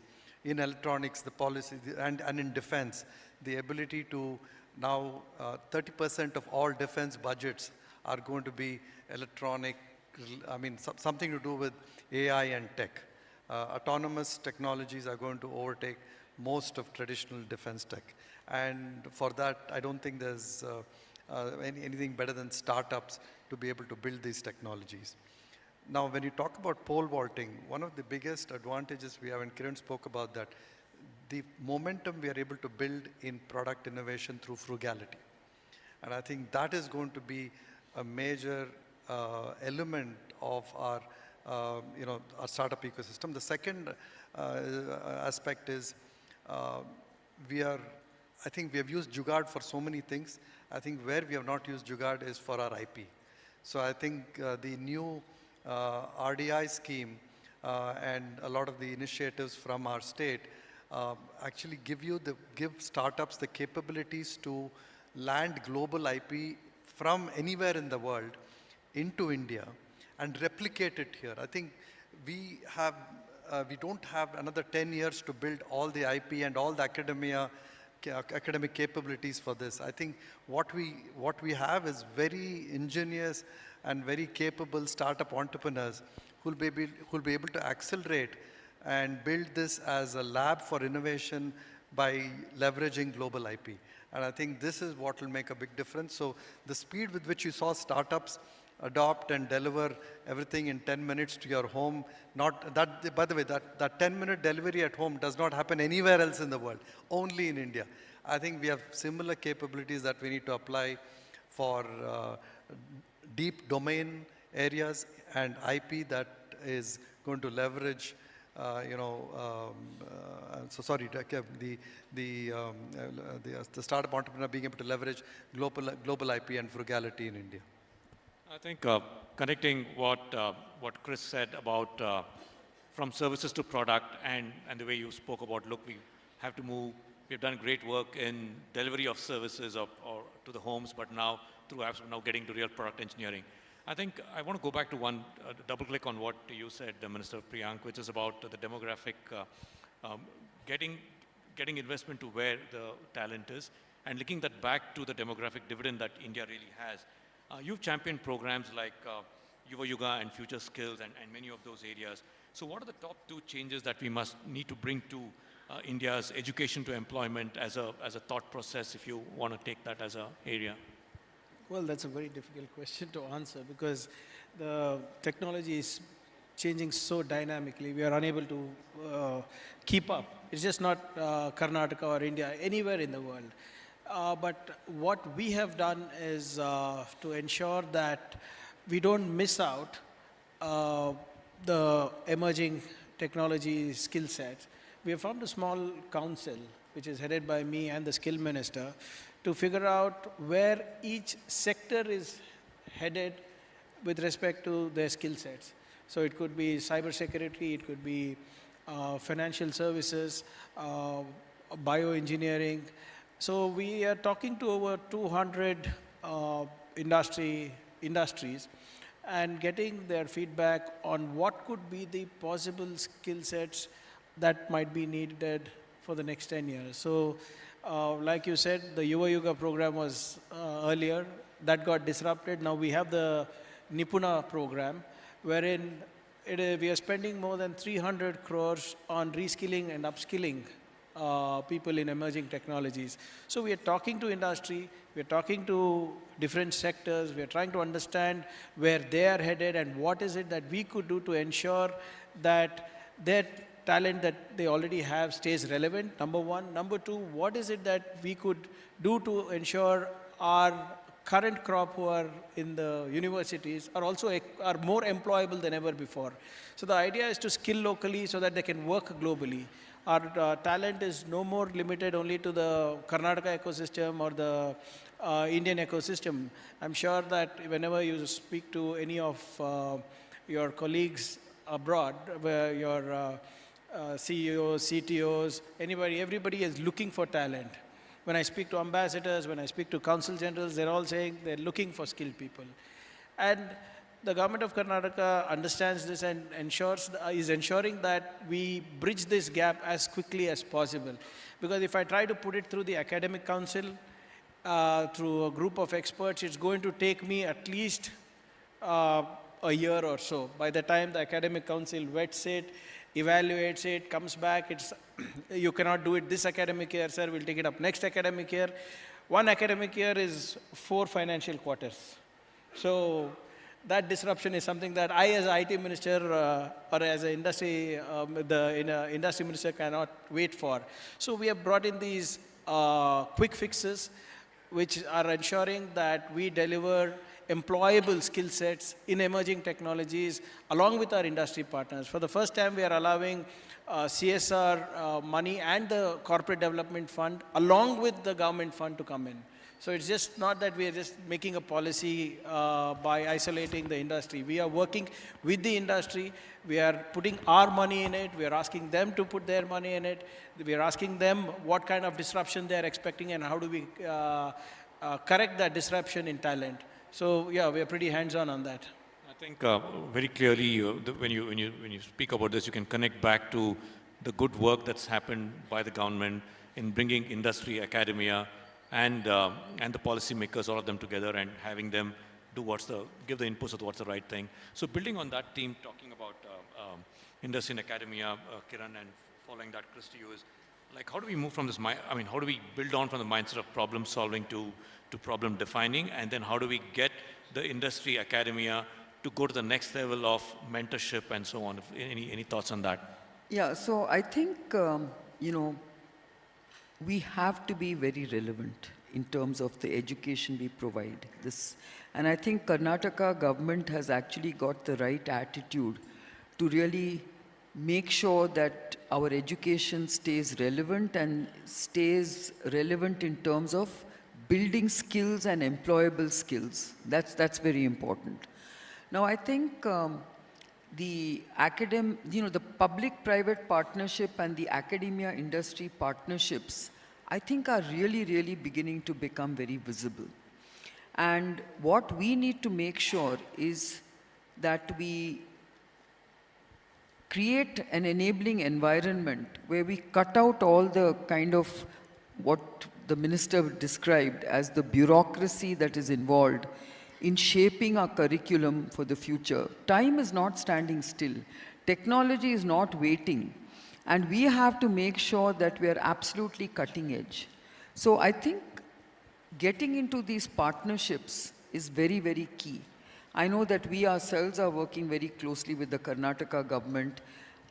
Project-based learning, internship-based education, all this is going to be extremely important where industry opens up its doors to academic institutions and to students, and most importantly to teachers and faculty, to come and understand what's going on in the world. See, very often, I think education is working in silos. They're trapped in a kind of a time warp where they're giving out a curriculum that's dated. They need to see what's happening in terms of how industry is progressing, what kind of skills does industry need. So I personally believe internship programs are very, very valuable in the academic setting. Research-oriented, project-based learning is extremely important.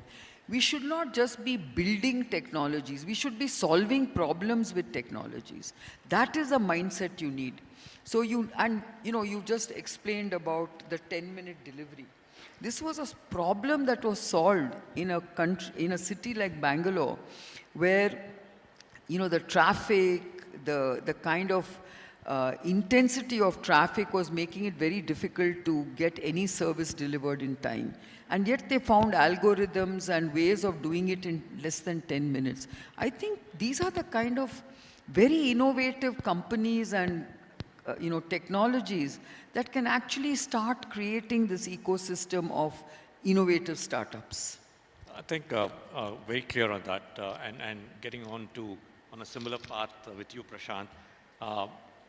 Bangalore's been the cradle of the IT evolution, revolution, whichever way you look at it, right?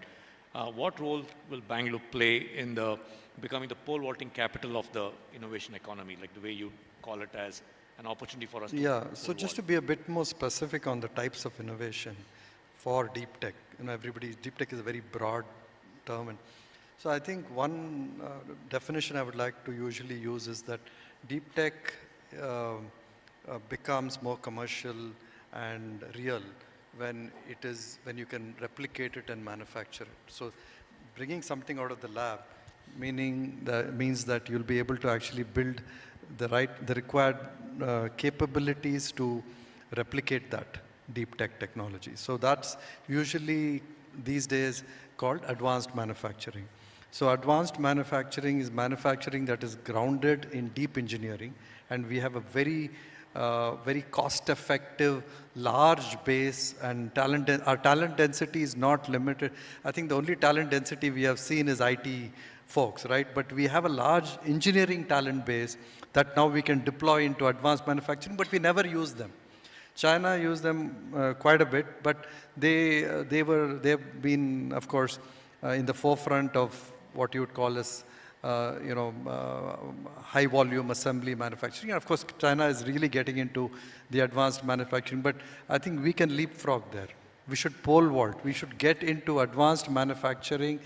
I mean, there is value for, the assembly kind of manufacturing because you do employ a lot of people, but our leverage is not going to come from there. So product-led innovation, process-led innovation, and equipment-led innovation. So all these three forms of innovation will foundationally somewhere leverage AI, and maybe AI in process innovation just makes things faster and more efficient. So in each of them, so being able to do this in a deep domain manner, like Kiran was saying, in biology, the domain depth will be very different. In aerospace, the domain depth is going to be very different. So a combination of all of this is what will help us pole vault. I just want to add to that. One of the things we should remember is we have come up with some really path-breaking innovation even in the past. But we must make sure that that innovation scales up. And we have population scale markets, which we must leverage. We cannot allow really cutting-edge innovation to dwindle or to fail because we don't have enough commercial success. Kio is an example. It's a very innovative product. It is serving a very big need. And between government and private sector and public sector CSR, we must make sure that it scales up. We lost a big opportunity when we developed the world's first handheld, multilingual device, the Simputer. That should have been a worldwide success. But as an under-resourced country, we did not have government procurement because it was actually designed for mass-scale education. And it was going to serve a big purpose, just like what we are planning for Kio. But we failed to make a commercial success of it. And by the time, we even thought about it, iPad, Palm Pilot, everything came in and they just crushed the opportunity that we could have created with Simputer. So these opportunities are very, very small and narrow in terms of its time window. And we should not miss these opportunities. That's another thing I wanted to say. No, I think you brought an interesting segue into the path of scaling across. And Chris, you're a very passionate believer and also been a proponent of how industry needs to engage and acquire startups so that they can translate that innovation back in, but also give them the platform to scale. What's your point of view on that and how you do see that?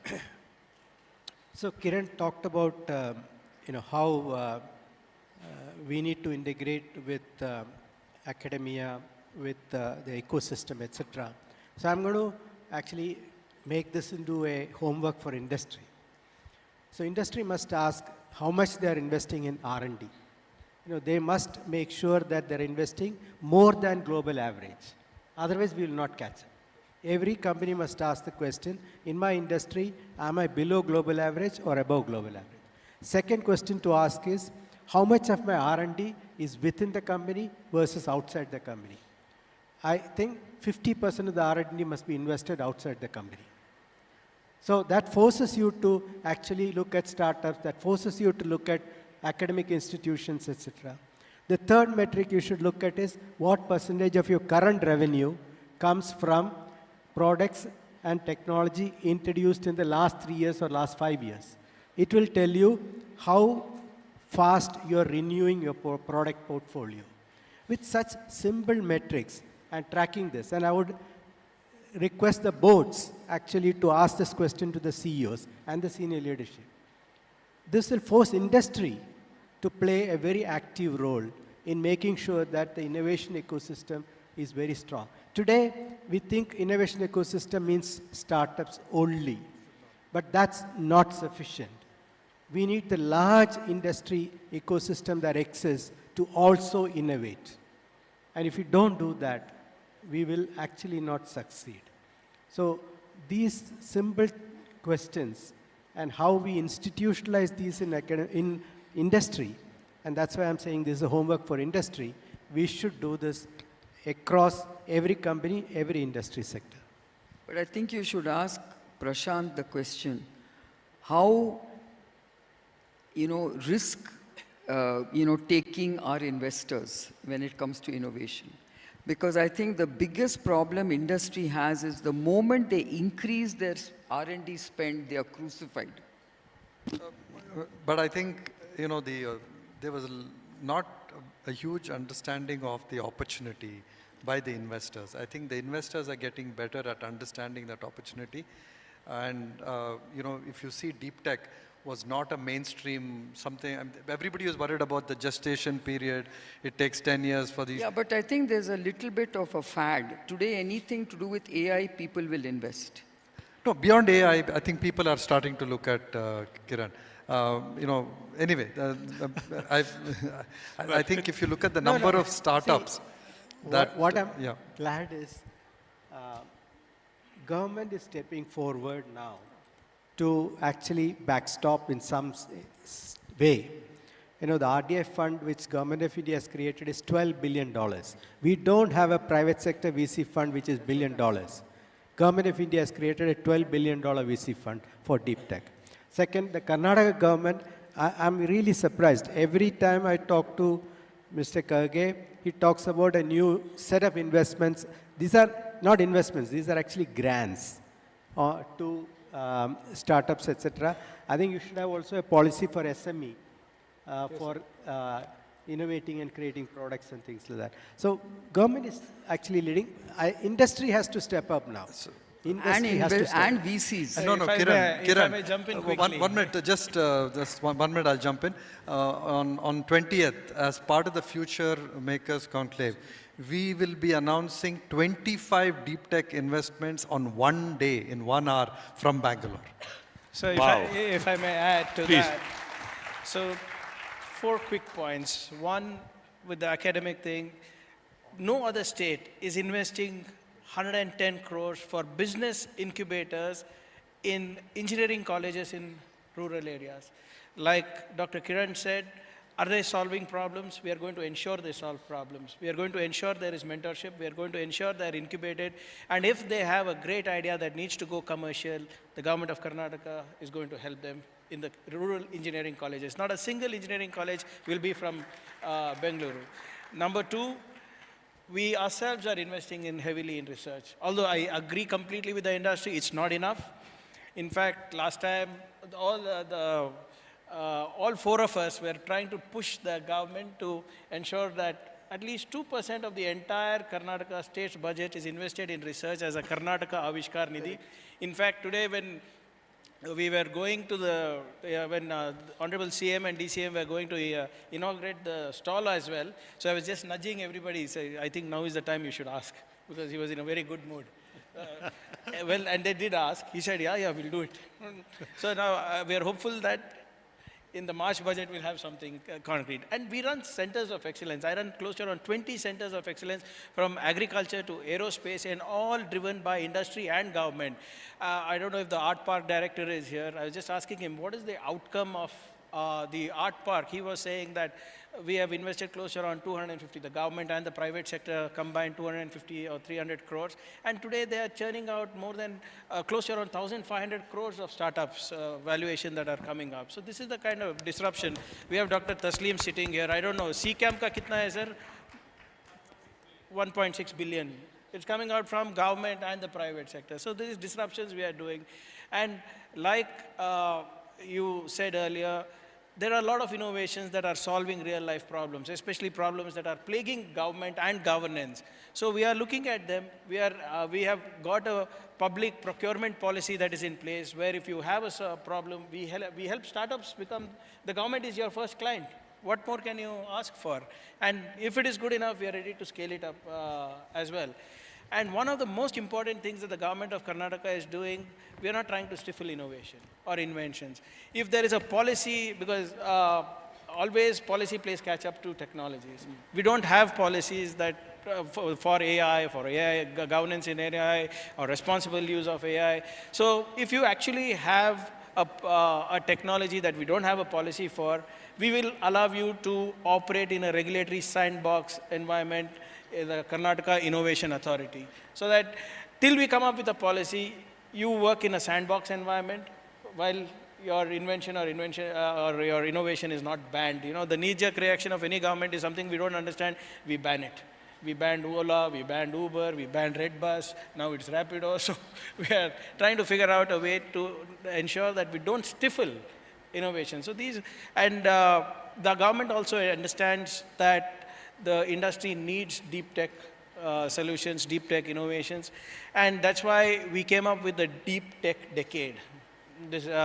And we have pledged 600 crores this year to ensure that we fund 600 crores for deep tech solutions, deep tech innovations.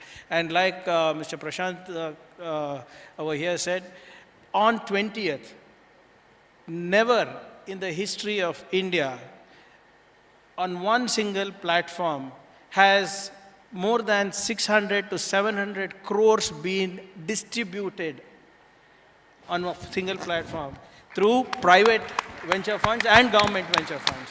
While theirs is the private is equity, ours is a grant. By the end of this month, I would have funded close to 1,200 startups. 1,200 startups through my Elevate program. No state is doing what we are doing. So we are trying. I know it's not enough, but it's just not the industry. Even governments need to step up, whether it's a state government or central government. We cannot just be mere lip service. We have to deliver. I think very heated and spirited discussion we had, but a few things. We can't avoid AI. You just launched an AI computer, so you can't avoid it. India's most affordable AI AI computer, personal computer. And you spoke about AI and computational biology and so on. And Chris, you spoke about how AI needs to get into things, getting into the innovation side. And Prashant spoke about AI into product-led, process-led engineering. Let me just lighten it a little bit more. I want to ask you a question.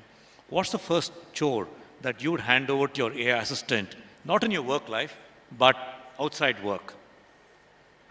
Me first. Yeah, because you're the one who started it. No, I want to be honest. Actually, I'm fortunate that a lot of my chores get taken care of by other people, right? But that said, the one chore in my personal life, I typically like the spaces around me, I want them to be organized mentally, but it never gets done.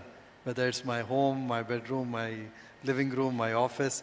So if those spaces can kind of magically through some robotic physical intelligence get organized all the time and be organized, I think that will be a great.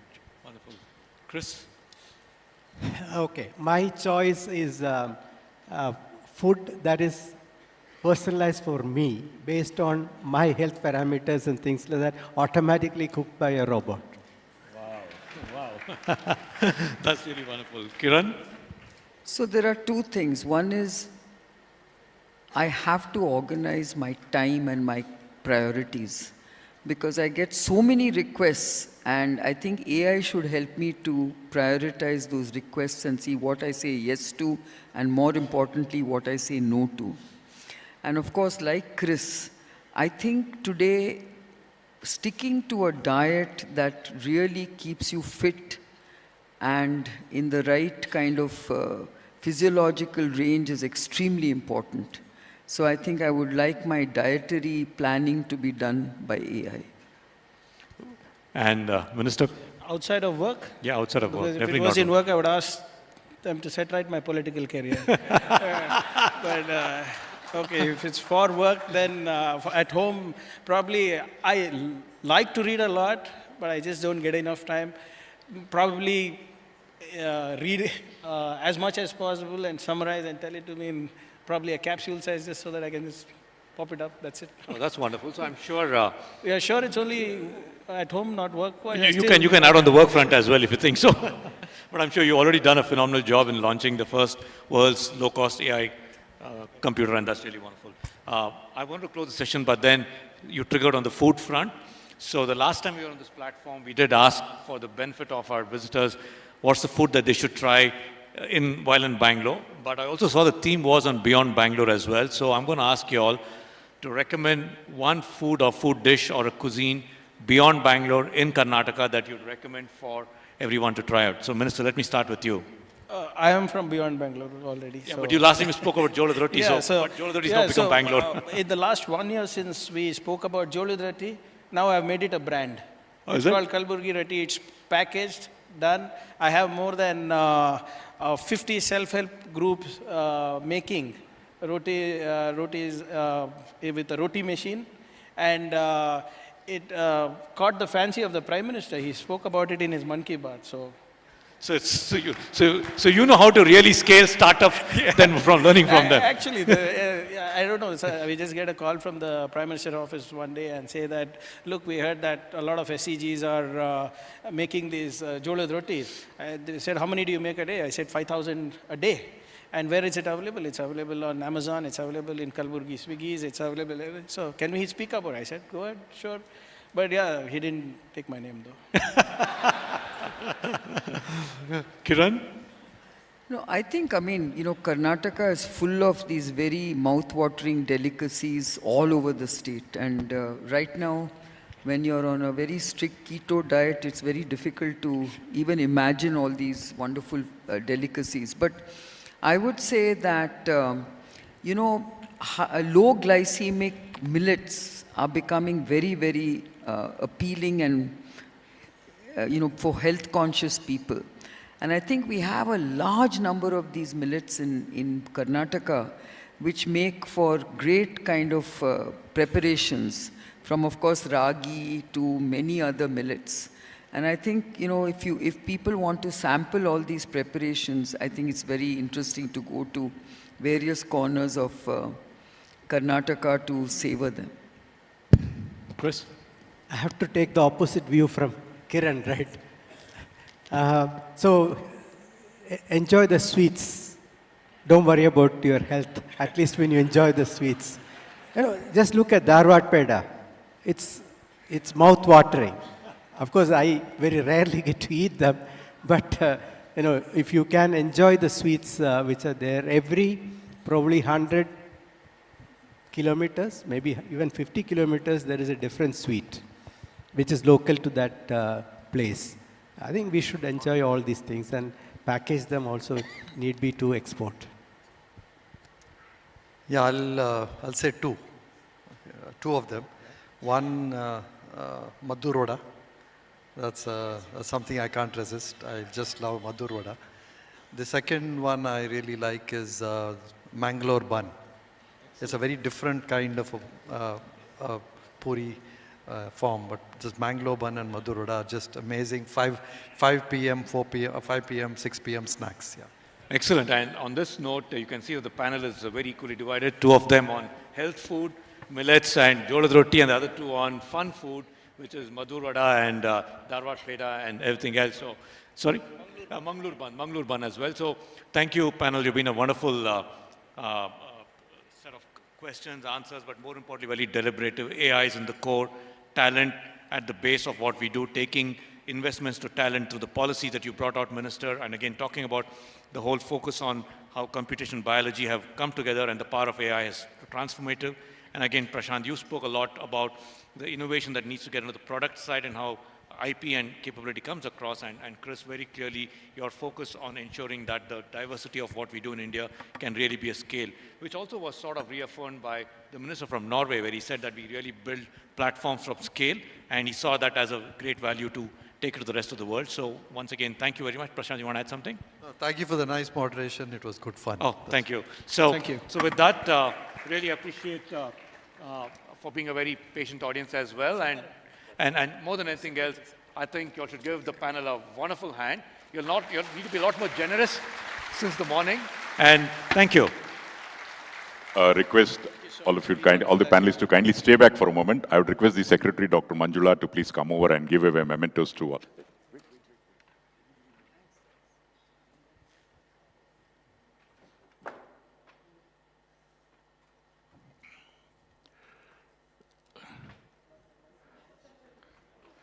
Thank you, Dr. Kiran Mazumdar-Shah.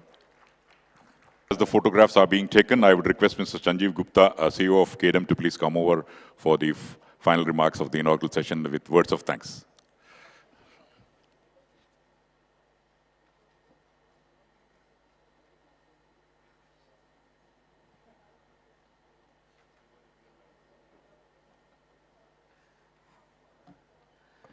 Well, I've given a chance to say a word of thanks. Thank you so much.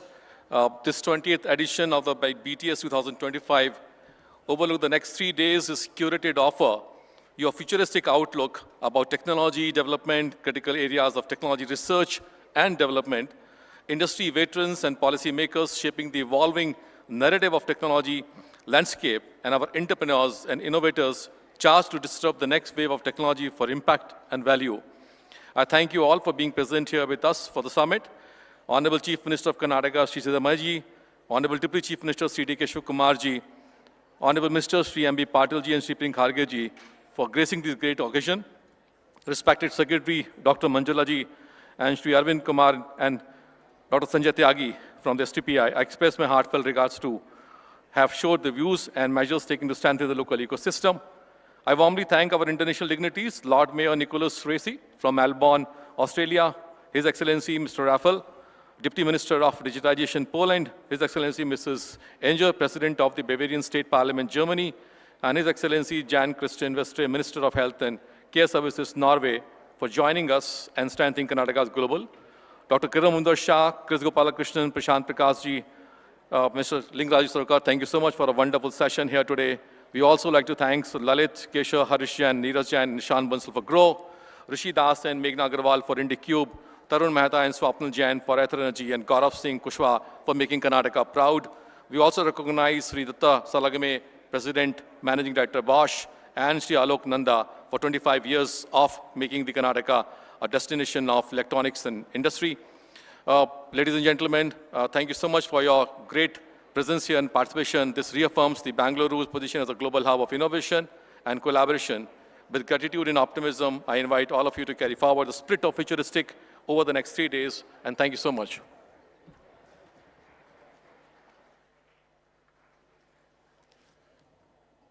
Thank you, Mr. Gupta. With this, we break for lunch. Some of you might have had lunch. Those of you who haven't, please do it quickly, because in the different halls, the parallel sessions will start at 2 o'clock. So see you all there in different halls at 1:55. Until then, all of you take care. Namaskara and thank you.